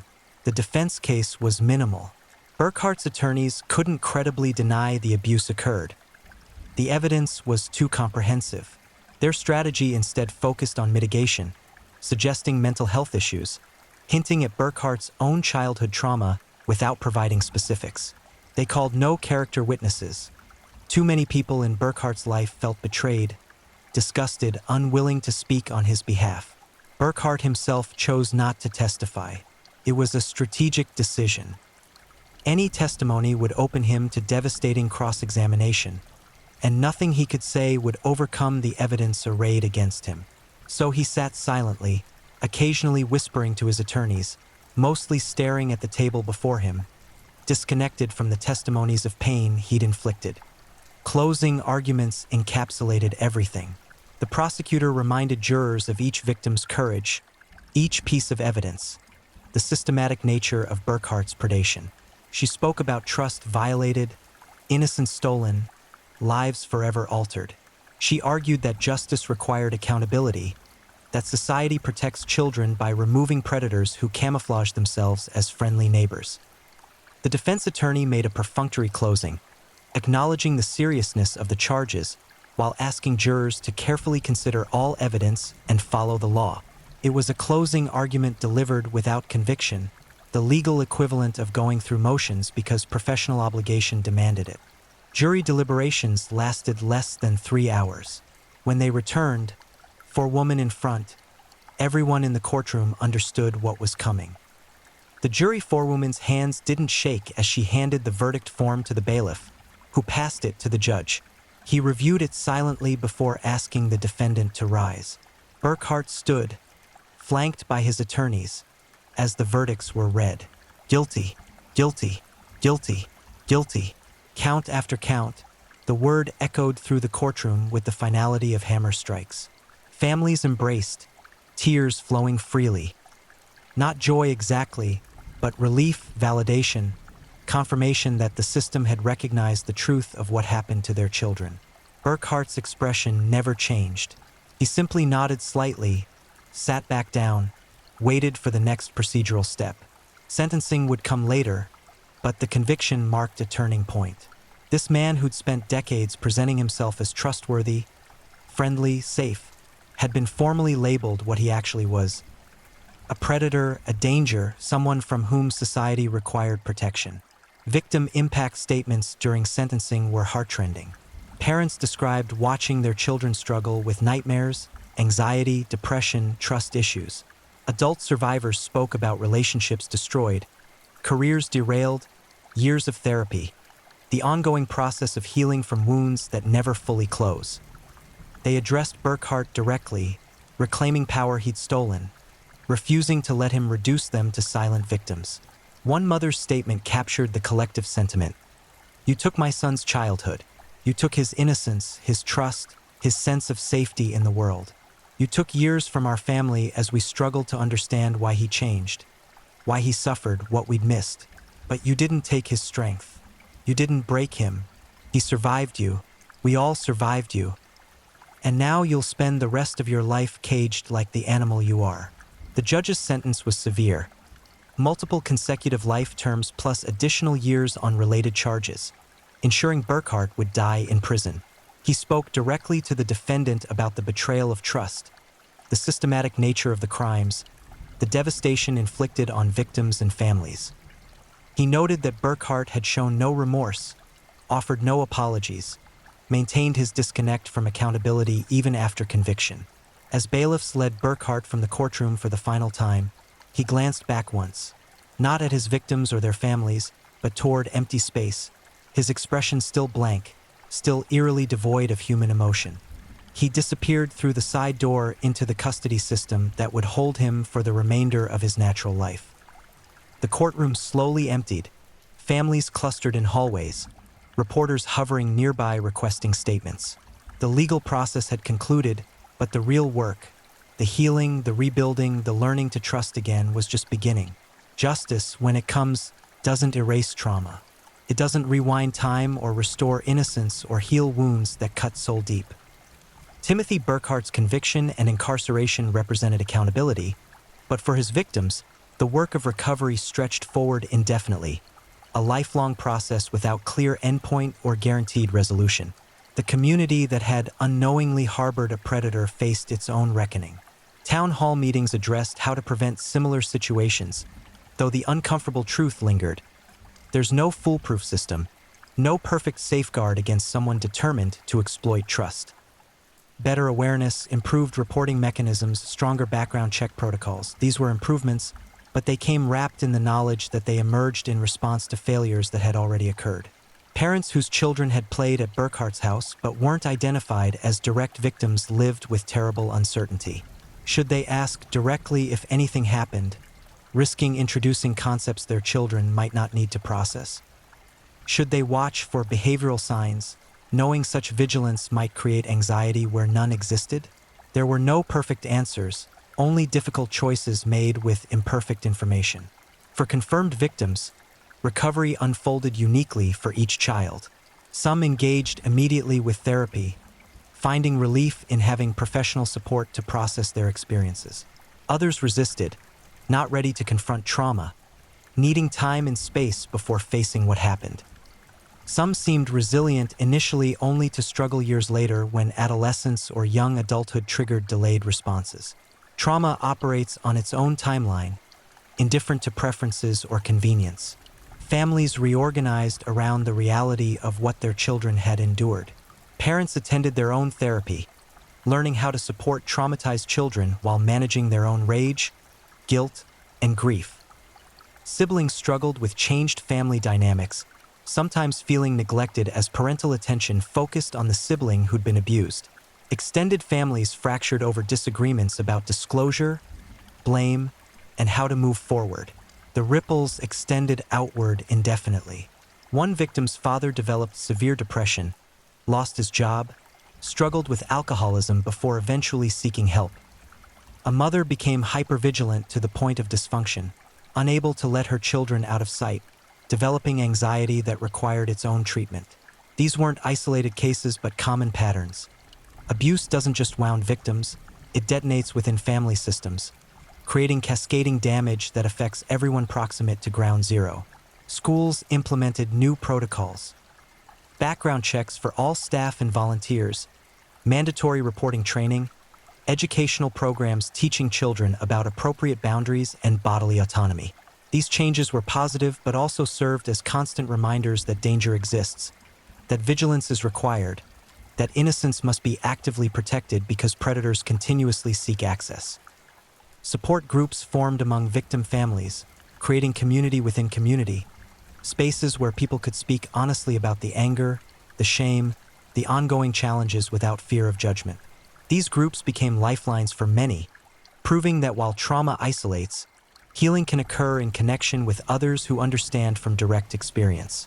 Meanwhile, Burkhart began his life sentence in a high-security prison.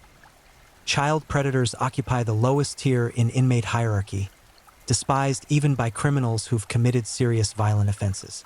Prison records indicate multiple assaults against Burkhart during his first years of incarceration. He spent significant time in protective custody, essentially solitary confinement, for his own safety. Prison records also show Burkhart refused sex offender treatment programs, declined opportunities for rehabilitation, maintained the disconnect from accountability that characterized his courtroom demeanor. Some people never accept responsibility for their actions, never develop genuine remorse, never change. Burkhart appeared to be among them, not because rehabilitation wasn't offered, but because he refused to engage with it meaningfully. Years passed. Some victims found their way toward healing, constructing adult lives not defined by what happened to them, though always carrying those experiences as part of their story. They attended college, started careers, developed relationships, had children of their own. Their recovery didn't mean forgetting or minimizing what occurred, but rather integrating those experiences into larger identities, refusing to let Burkhart permanently occupy the center of their lives. Others struggled more profoundly. Addiction, depression, relationship difficulties, chronic anxiety, the statistics on long-term impacts of child sexual abuse are sobering. For some victims, the road to recovery included multiple setbacks, periods of crisis, ongoing battles with mental health challenges directly traceable to childhood trauma. The community itself gradually returned to surface normalcy, though something fundamental had shifted. The easy trust, the casual assumption of safety, the comfortable belief that bad things happened elsewhere to other people, these were gone, replaced by awareness tinged with permanent unease. People still lived their lives, children still played outside, neighbors still waved to each other, but innocence, once shattered, can't be fully restored. Burkhart's case became a teaching tool. Law enforcement agencies used it in training programs about investigating child sexual abuse. Child advocacy centers referenced it when discussing grooming behaviors and community-based predators. Academic researchers included it in studies examining how predators embed themselves in communities.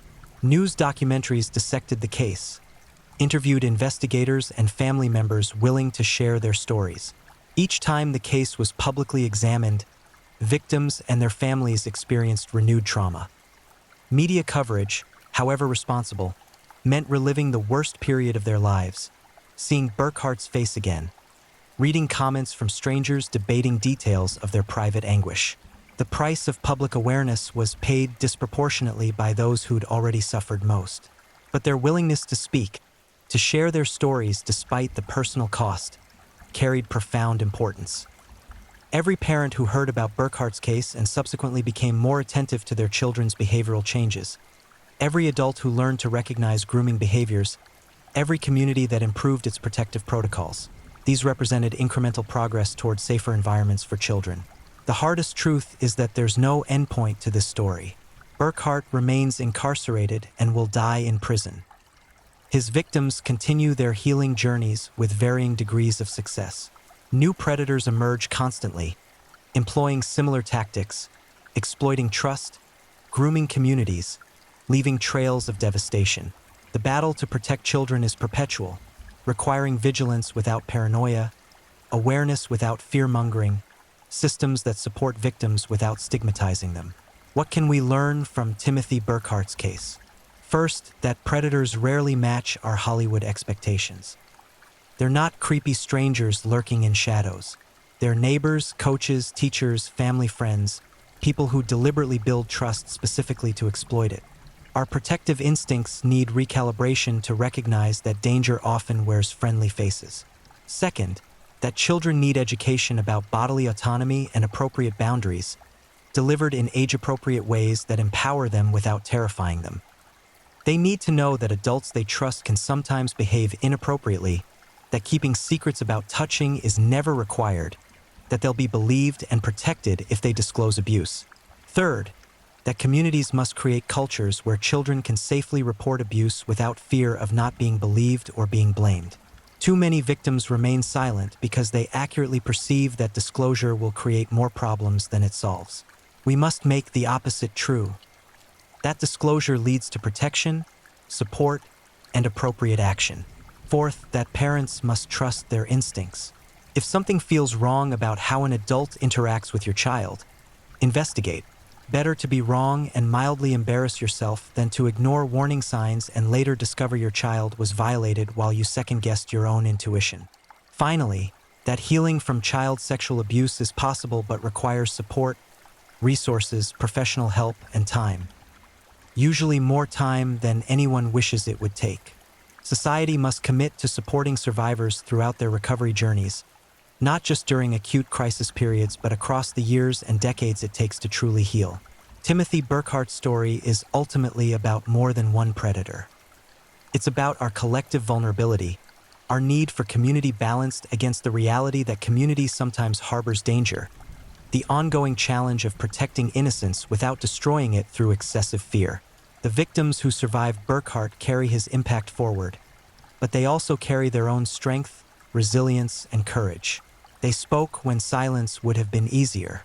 They testified when facing their abuser in court required extraordinary bravery. They continued living when trauma made existence feel unbearable. They are the heroes of this story, not Burkhart, not the investigators, not the prosecutors, but the children who became adults carrying wounds they never deserved, fighting battles they never chose, surviving despite everything. Their voices echo a warning we must hear. Evil exists, often wearing friendly faces, and vigilance, while exhausting, remains necessary. Because somewhere right now, in some quiet neighborhood that seems perfectly safe, another Timothy Burkhart is carefully constructing his mask, grooming his victims, exploiting trust. And our job, all of us collectively, is to make that increasingly difficult, to shine light into shadows, to listen when children speak, to believe, to protect, to act. That's how we honor the survivors. That's how we protect those who might otherwise become victims. That's how we fight back against the monsters who walk among us. If you're enjoying these stories, don't forget to leave a comment. I'd love to know where you're tuning in from and what time it is in your part of the world.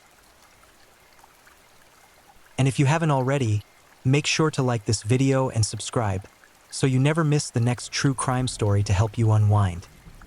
Now, let's get into our final story.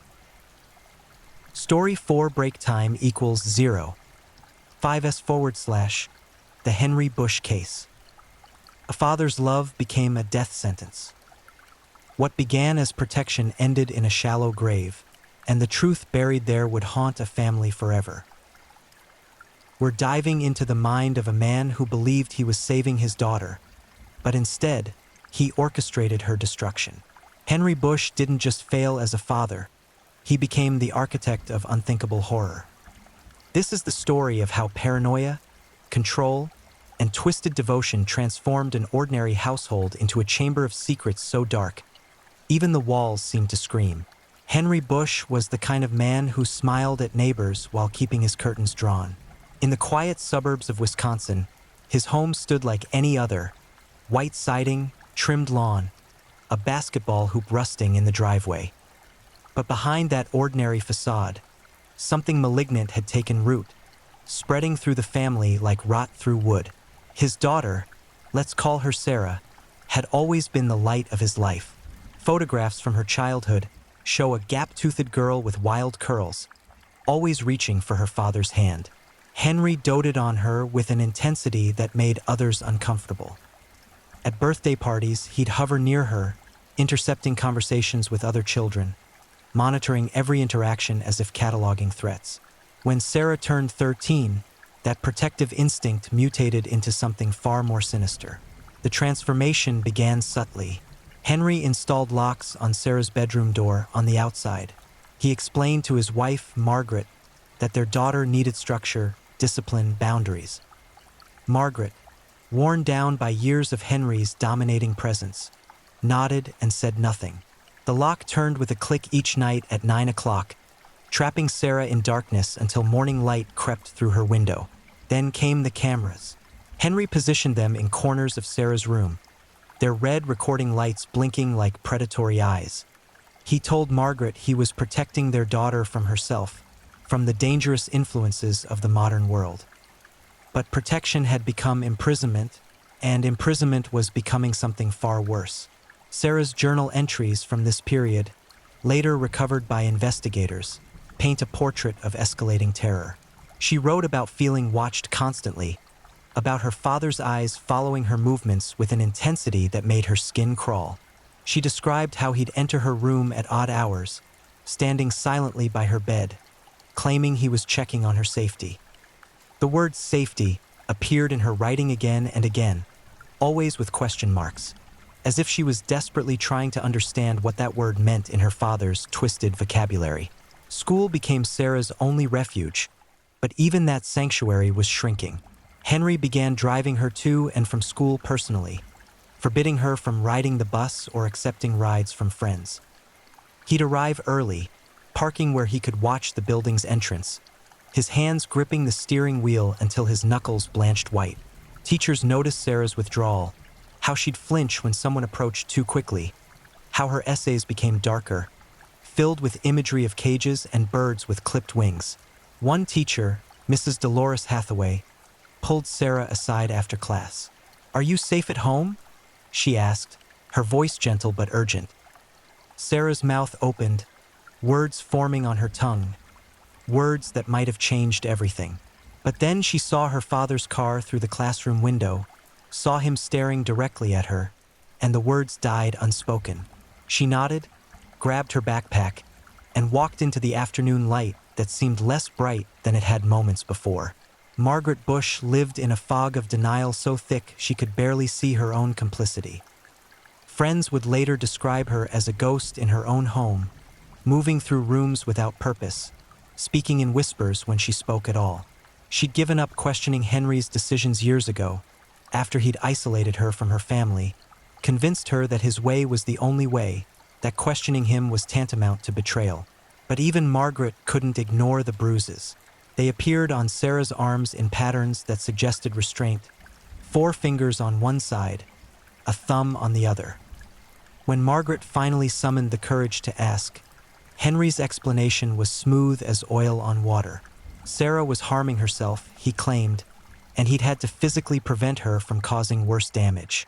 He showed Margaret a psychology article about adolescent self-harm, pointed to symptoms, created a narrative so convincing that Margaret wanted to believe it. Believing it was easier than confronting the alternative. The house itself seemed to conspire in the horror. Neighbors would later report hearing sounds through the walls. Not screams exactly, but something worse. Long periods of silence broken by sharp, sudden noises that made them turn up their televisions. The Bush home had become a theater of dread, and everyone was pretending not to notice the performance. Sarah's younger brother, Michael, 8 years old and still innocent enough to speak truth, told his grandmother during a rare unsupervised visit that Sarah was living in the bad place now. His grandmother, Helen, pressed for details, but Michael just shook his head, his eyes too old for his young face. "Dad says we don't talk about it. Dad says Sarah needs special help." Helen felt cold fingers of worry trace her spine, but when she called Margaret, her daughter's voice was bright and brittle as thin ice. "Everything's fine, Mom. Henry knows what he's doing." Henry's journal, discovered much later in a locked drawer, revealed the depth of his delusion. He wrote about Sarah as if she were a possession he needed to protect from the world, but his language grew increasingly disturbing. He described her as corrupted, tainted, needing purification. His handwriting became more erratic with each entry, sentences trailing off into illegible scrawls, then resuming with renewed conviction about his mission. He was saving her, he wrote again and again, saving her from something he could never quite articulate, something that existed only in the dark recesses of his fracturing mind. The breaking point came on a Tuesday in October. Sarah was 15 years old, 3 months shy of her 16th birthday. She'd stopped writing in her journal weeks earlier. The final entry simply read, "He's getting worse. I don't know how much more." The sentence ended there, unfinished, as if even writing the words required more strength than she possessed. That Tuesday morning, Sarah didn't come down for breakfast. Margaret knocked on her door, heard nothing, felt her stomach clench with nameless dread. Henry pushed past his wife, unlocked the door with the key he kept on a chain around his neck, and stepped into Sarah's room. What he saw there would set in motion a sequence of events so horrific that seasoned detectives would need therapy after investigating. Sarah's window was open, curtains billowing in the autumn wind. Her bed was empty, sheets pulled back as if she'd just risen. On her pillow lay a single note, written in her careful handwriting. "I had to try." 3 words that contained a universe of desperation, hope, and doomed courage. Henry's reaction was instantaneous and volcanic. He called no one, not the police, not Sarah's friends, not even his own wife at first. He got in his car and drove, his face a mask of cold fury, his mind already calculating, already planning. Because Henry Bush knew something no one else knew yet. He knew exactly where Sarah would go. He knew because he'd prepared for this possibility, had planned for it in the dark hours when even Margaret was sleeping. He'd been preparing for this moment for months. Sarah's bare feet slapped against cold pavement as she ran, her breath coming in ragged gasps that burned her throat. She dropped from her second-story window onto the porch roof, then shimmied down the drainage pipe, every muscle screaming with fear and desperate hope. Dawn was still an hour away, and the neighborhood slept in blissful ignorance as she fled the only home she'd ever known. She had $17 in her pocket, stolen from her mother's purse during a brief, unsupervised moment. She had a plan, crude and probably doomed, but a plan nonetheless. Her best friend Kayla lived 6 miles away. If she could reach Kayla's house, if Kayla's parents would listen, if someone would finally believe her, then maybe, she could escape the suffocating grip of her father's obsession. The streets were empty, lit by the sickly orange glow of sodium vapor lamps that cast everything in shades of nightmare. Sarah's thin nightgown offered no protection against the October chill, and she wrapped her arms around herself as she ran, trying to generate warmth through motion. Every car that passed sent her diving into bushes, her heart hammering so hard she thought it might burst through her ribcage. Behind her, miles and minutes away, Henry was in his car, driving with methodical precision. He wasn't panicking. Panic was for people who hadn't prepared, who hadn't thought through every contingency. Henry had thought of everything. He knew Sarah would try this eventually. All rebellious children did. It was the nature of corruption to seek freedom, and Sarah was deeply corrupted. He'd seen it in her eyes, in the way she looked at him with something that resembled hatred, but that he chose to interpret as confusion. She needed him. She just didn't understand that yet. He'd installed a tracking application on Sarah's phone months ago, but she'd been smart enough to leave the device behind. No matter. Henry knew his daughter's mind, or thought he did. He knew she'd run to that friend, the one with the sympathetic smile and the parents who asked too many questions. The one who'd tried to poison Sarah against him with talk of normal families and healthy relationships. Kayla Morrison. Henry's hands tightened on the steering wheel as he navigated the dark streets, his headlights cutting through pre-dawn darkness like search beams hunting escaped prey. Sarah made it 3 miles before her body began to fail. Adrenaline could only carry someone so far, and she'd been living on minimal food for weeks. her father controlling her portions as part of his purification regime. Her vision swam, black spots dancing at the edges, and she had to slow to a walk, then lean against a chain-link fence bordering an elementary school playground.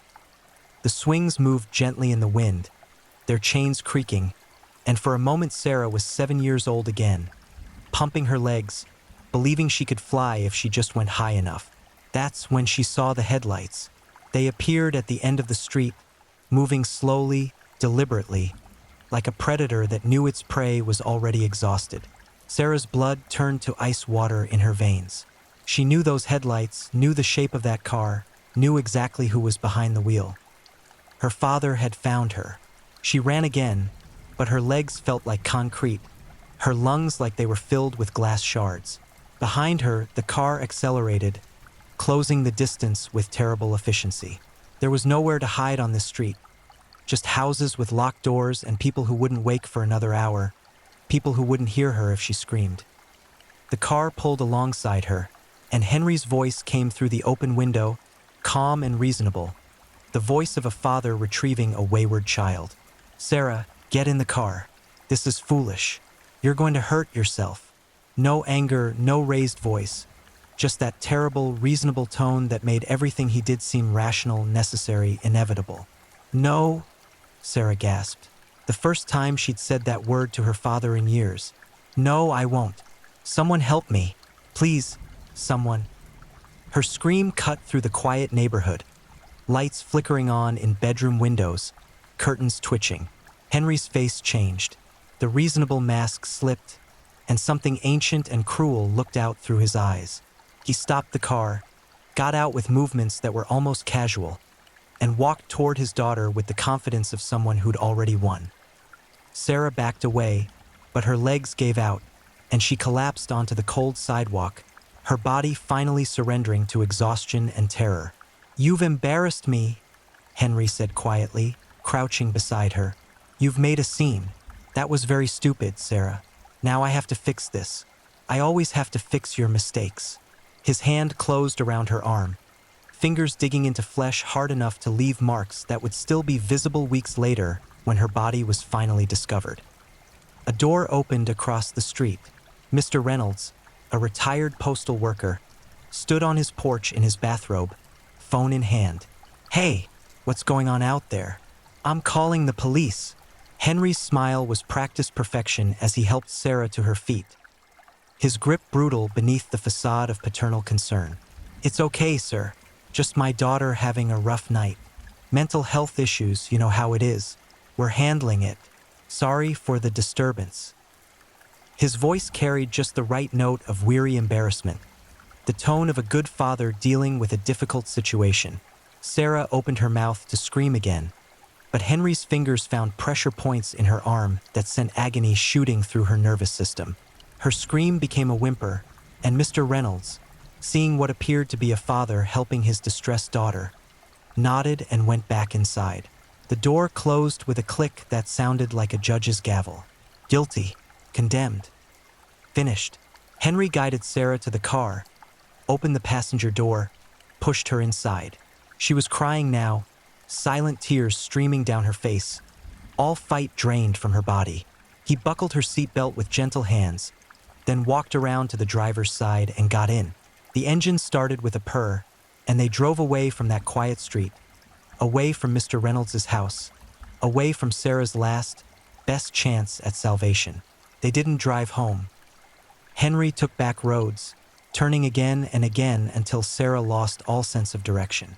The sun was rising now, painting the sky in shades of pink and gold that seemed obscene given what was happening. They drove for 30 minutes, 40, an hour. Sarah didn't ask where they were going. Something in her father's silence told her that asking would be worse than not knowing. Finally, they turned onto a dirt road. Trees pressed close on both sides, their branches forming a tunnel that blocked out the morning light. The car bounced over ruts and potholes, pushing deeper into forest land that seemed untouched by human presence. Sarah saw a sign flash past, "Private property, no trespassing."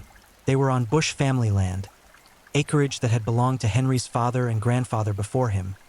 land so remote that locals joked about it being where the world ended. The car stopped in a clearing. An old hunting cabin stood there, its windows dark and empty as dead eyes. Henry had spent weekends here as a child, learning to track deer with his father, learning that sometimes animals needed to be put down for their own good when they became dangerous or diseased. He'd brought that lesson into his adult life, applied it to situations his father never imagined. "Get out," he said, and Sarah obeyed because there was nothing else to do, nowhere to run, no one to hear her if she screamed. The cabin door swung open on rusted hinges, revealing darkness within, and Henry guided his daughter inside with a hand on the small of her back. A gesture that might have looked tender to any observer, but there were no observers here. Only the trees, and they kept their secrets well. The cabin's interior smelled of rot and old blood, though Sarah couldn't identify the second scent yet. Her eyes adjusted slowly to the gloom, revealing a single room with a wood stove, a cot, and walls covered in what appeared to be lists written in Henry's meticulous handwriting. As her vision cleared, Sarah realized the lists were rules, hundreds of them, covering every surface, overlapping in places where Henry had run out of space and simply written over previous rules. Rule 1. Speak only when spoken to. Rule 2. Eat only what is provided. Rule 3. Sleep only when permitted. Rule 4. Think only pure thoughts. Rule 5. Love your father above all things. The rules went on and on, becoming increasingly bizarre and impossible to follow. Rule 47. Do not dream of escaping. Rule 88. Count your blessings exactly 17 times per hour. Rule 132. When you breathe, remember each breath is a gift I allow you. Sarah's mind recoiled from the implications of these rules, from the evidence of how long her father had been planning this, how deeply his madness ran. Henry locked the door with a padlock, pocketing the key. He lit an oil lamp that cast dancing shadows across his face, making him look like a stranger wearing her father's features. "This is where you'll learn," he said, his voice gentle again, as if he were explaining homework to a struggling student. "This is where the corruption will be burned away, where you'll become clean again. I've prepared everything. Food, water, lessons.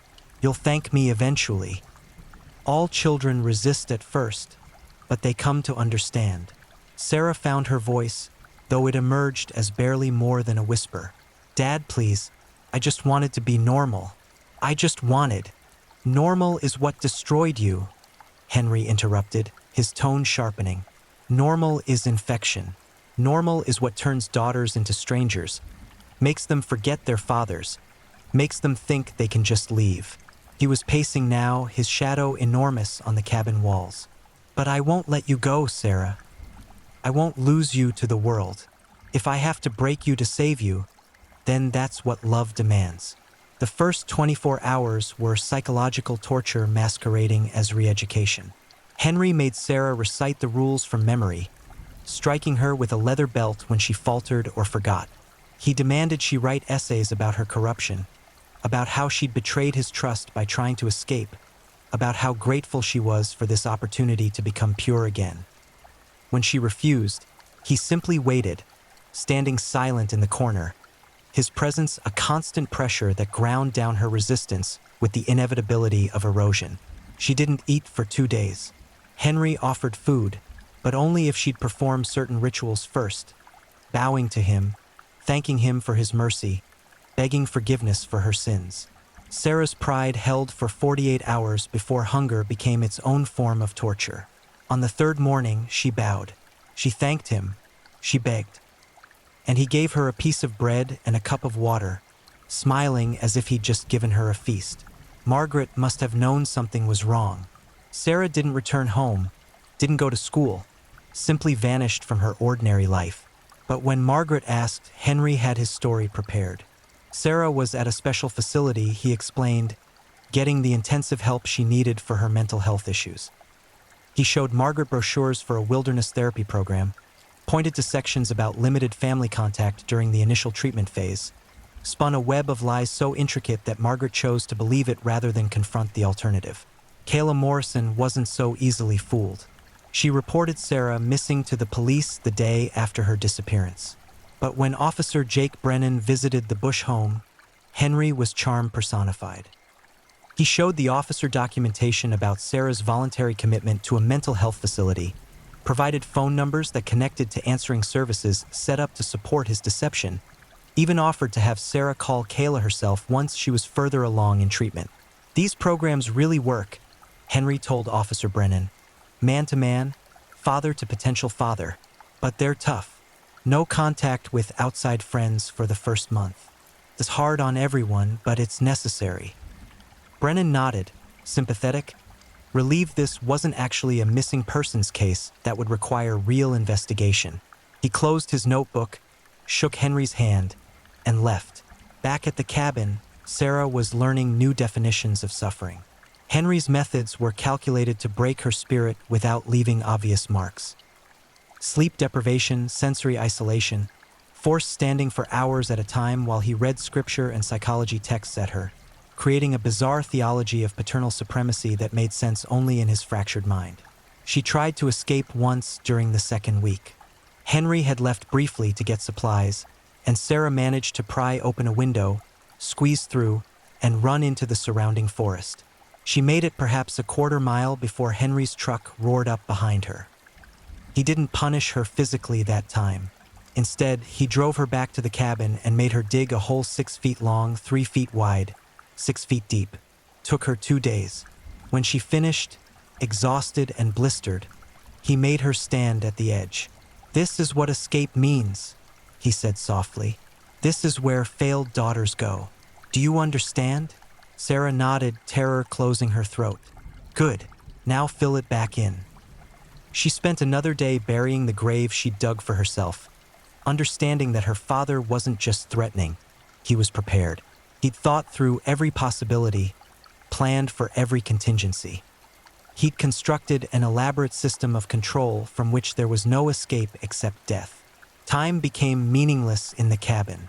Days blurred into nights, blurred into days again. Sarah stopped resisting, stopped fighting, stopped thinking about anything except survival from one moment to the next. Henry called this progress. He told her she was becoming pure again, returning to the innocent daughter he remembered. He didn't see that he was destroying the very person he claimed to love, hollowing her out until only a shell remained. Margaret visited the cabin once, though she didn't know Sarah was there. Henry had called, asking her to bring fresh supplies, and she'd driven out one afternoon, parking near the structure while Henry loaded items into his truck.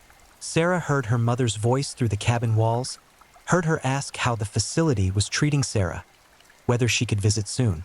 "Soon," Henry promised, and Sarah pressed her hand against the wooden wall, her mouth open in a silent scream. She was 15 feet from her mother, separated only by timber and her father's lies. She could have made noise, could have tried to alert Margaret, but fear held her paralyzed. Fear of what Henry would do afterward. Fear that Margaret wouldn't believe her even if she heard. Fear that she'd simply be betraying herself into worse torture. Margaret drove away without knowing how close she'd been to her daughter, and Sarah wept silently in the darkness, mourning the mother who'd failed to save her, the family that had become her prison, the life that was draining away drop by precious drop. Henry's journal entries from this period showed increasing disconnect from reality. He wrote about Sarah's transformation with religious fervor, describing her submission as evidence of his method's success. He quoted scripture out of context, cited discredited psychological theories, built elaborate justifications for his actions. In his mind, he wasn't torturing his daughter. He was performing an act of profound love, rescuing her soul from corruption even if it meant breaking her body and mind. The truth was simpler and more terrible. Henry Bush was a monster who'd convinced himself he was a savior, and Sarah was dying by degrees under his care. 6 weeks into Sarah's captivity, something shifted. Her body, pushed beyond its limits by malnutrition and stress, began to shut down. She developed infections from minor cuts, her immune system too compromised to fight back. She stopped eating entirely, not as rebellion but because her digestive system had simply quit functioning. Henry, watching his daughter waste away, felt the first stirrings of panic. This wasn't supposed to happen. His methods were supposed to save her, to burn away the corruption and reveal the pure daughter underneath. Instead, she was fading like a photograph left too long in sunlight. Her eyes had developed a glassy quality, staring at nothing, responding to nothing. When Henry spoke to her now, she didn't flinch or cry. She simply existed, a breathing corpse waiting for permission to die. On a Friday in mid-November, Henry made a decision. He needed to return Sarah home, get her to a hospital, invent some story about a treatment facility gone wrong. He could fix this. He always fixed things. He unlocked the cabin door, preparing to transport his daughter back to civilization, back to a world where he could construct new lies and maintain his facade. But Sarah didn't move. She lay on the cot, her breathing shallow, her skin the color of old bone. Henry shook her gently, then harder, panic truly setting in now. "Sarah, wake up. We're going home. You did it, you're pure now, you can come home." She didn't respond. Her pulse was thready beneath his fingers, her heartbeat irregular and weak. Henry carried her to his truck, moving with frantic urgency now. He needed to get her medical attention, but he also needed a story, needed to explain where she'd been, what had happened. His mind raced through possibilities as he drove, speeding down back roads toward the nearest hospital. He could say she'd been kidnapped, that he'd just found her. He could claim she'd run away and he'd been searching. Sarah stopped breathing. Henry pulled over, his own breath coming in panicked gasps. He tried CPR, his hands pressing on her chest, his mouth covering hers, desperately trying to force life back into the body he'd systematically destroyed. But Sarah was gone, her eyes fixed on nothing, her body finally free from the prison of her father's love.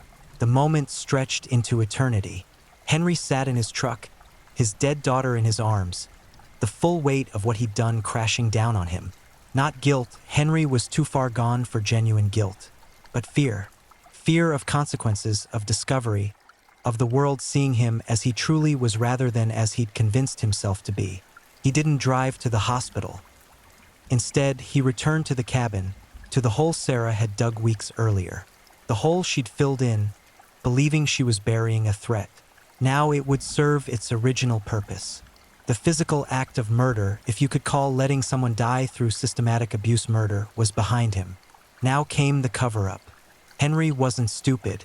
He knew bodies left evidence, knew investigators could track timelines and trajectories. He needed to make Sarah disappear completely, needed to construct a narrative so believable that no one would question it. He spent that night preparing. He buried Sarah's body in the hole she'd dug, covering her with earth and fallen leaves until no trace remained. He cleaned the cabin meticulously, removing any evidence of her presence. He burned her clothes, her journal entries, every physical reminder that she'd been there. Then he sat down and created his masterpiece of deception. The story was simple. Sarah had run away from the treatment facility. The facility would confirm she'd never actually been admitted, but Henry had documents showing she was supposed to be there, proving he tried to get her help. He'd been frantically searching for her, he would claim, checking with friends, contacting authorities, doing everything a concerned father would do. He'd paint himself as a victim of a troubled daughter's final, tragic choice to disappear. Margaret believed him because she needed to believe. The alternative, that her husband had murdered their daughter, was too monstrous to contemplate.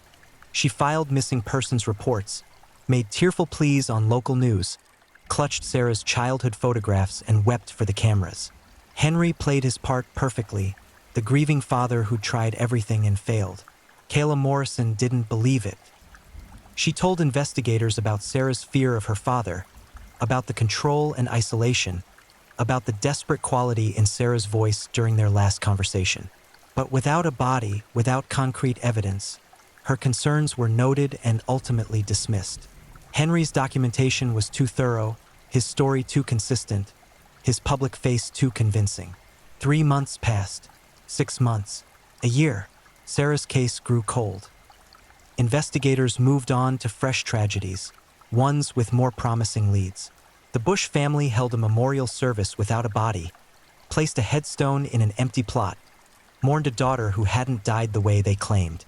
Henry thought he'd won. He'd gotten away with murder, or whatever legal term might apply to torturing your child to death. He returned to work, resumed his normal life, even spoke at parent support groups about coping with the loss of a troubled teen. He was lauded for his strength, his resilience, his willingness to help others navigate similar grief. But monsters always slip eventually. Their hubris, their need to be seen, their fundamental belief in their own superiority. These things betray them in the end. Henry's betrayal came 2 years after Sarah's death, in the form of Michael, Sarah's younger brother. Michael, now 10 years old, had been silent about his sister's disappearance, traumatized into compliance by his father's dominating presence. But children grow, and with growth comes courage. Michael told his school counselor about the cabin, about how his father had taken Sarah there, about how he'd seen his father returning with muddy clothes and a 1,000-yard stare, about how he'd heard his father weeping in the garage late at night, saying Sarah's name over and over. The counselor contacted authorities. Authorities obtained warrants, and on a cold December morning, investigators returned to the Bush family hunting cabin. They found the grave within hours. Ground-penetrating radar revealed the disturbance in the soil, and careful excavation uncovered what remained of Sarah Bush. Dental records confirmed identity. Forensic analysis would later reveal the catalog of horrors her body had endured. The malnutrition, the injuries consistent with physical abuse, the evidence of prolonged psychological torture. Henry was arrested at his workplace, led out in handcuffs while colleagues watched in shock. The man they'd known as a devoted father, a pillar of the community, was being charged with murder, kidnapping, and child abuse. The cognitive dissonance was profound. How could someone so seemingly normal have done something so monstrous? The trial became a media sensation. Prosecutors laid out a timeline of systematic abuse, using Sarah's recovered journal entries and Michael's testimony to build their case. Defense attorneys tried to paint Henry as a father driven to desperation by a troubled daughter, but the evidence was overwhelming. The cabin walls still bore his rules, written in ink that testified to his madness. The grave spoke its own accusation, a daughter buried by her father's hand. The jury deliberated for 6 hours. They returned with a guilty verdict on all counts. Henry Bush was sentenced to life in prison without possibility of parole. He showed no emotion as the sentence was read, maintaining the same calm facade he'd worn throughout the trial. Even now, even caught and condemned, he couldn't admit what he'd done. In his mind, he'd been trying to save Sarah. The world simply didn't understand. Margaret divorced him while he awaited sentencing. She released a statement expressing shock and grief, claiming she'd never suspected, never known. Whether that was true or whether she'd simply chosen blindness over truth, we'll never know. She moved away with Michael, changing their names, seeking anonymity in a world that would forever know them as the Monsters family. The cabin was demolished. The Bush family land was sold, the proceeds going to victims' advocacy groups. Sarah's grave was relocated to a proper cemetery, her headstone now accurate in its dates and circumstances. Friends and strangers left flowers there, tokens of remembrance for a girl whose only crime was wanting freedom from her father's twisted love. Henry Bush sits in a maximum security prison cell today, serving his life sentence. He writes letters to anyone who'll read them, still insisting he was trying to protect Sarah, still unable to comprehend the magnitude of his crimes. Other inmates know what he did. Child killers rarely fare well in prison, and Henry has learned what it means to be powerless, to be at the mercy of those stronger and crueler than himself. Perhaps that's justice of a sort, the controller becoming the controlled, the torturer experiencing fear. Sarah would have been 23 years old this year. She'd be in college perhaps, or traveling, or falling in love, or doing any of the 1,000 ordinary things that make up a life well lived. Instead, she's frozen at 15, forever the girl who tried to run and paid for that courage with her life. Her story endures as a warning about the monsters that hide behind ordinary faces, about the horrors that occur behind closed doors while neighbors ignore screams and families maintain silence. Sarah's voice, silenced by her father, now speaks through the investigation reports, the trial transcripts, the grave that finally told the truth he'd tried to bury. The true horror isn't that monsters exist, it's that they often look like fathers. Thank you for watching and being part of this dive into the dark and fascinating stories that keep us all on edge. If you enjoyed the ride, remember to like, subscribe, and share with others who crave a good mystery. Tell us where you're watching from. I love knowing where in the world our true crime family is tuning in. Your presence means a lot. Until next time, stay safe, stay curious, and keep digging into the shadows where truth and mystery meet.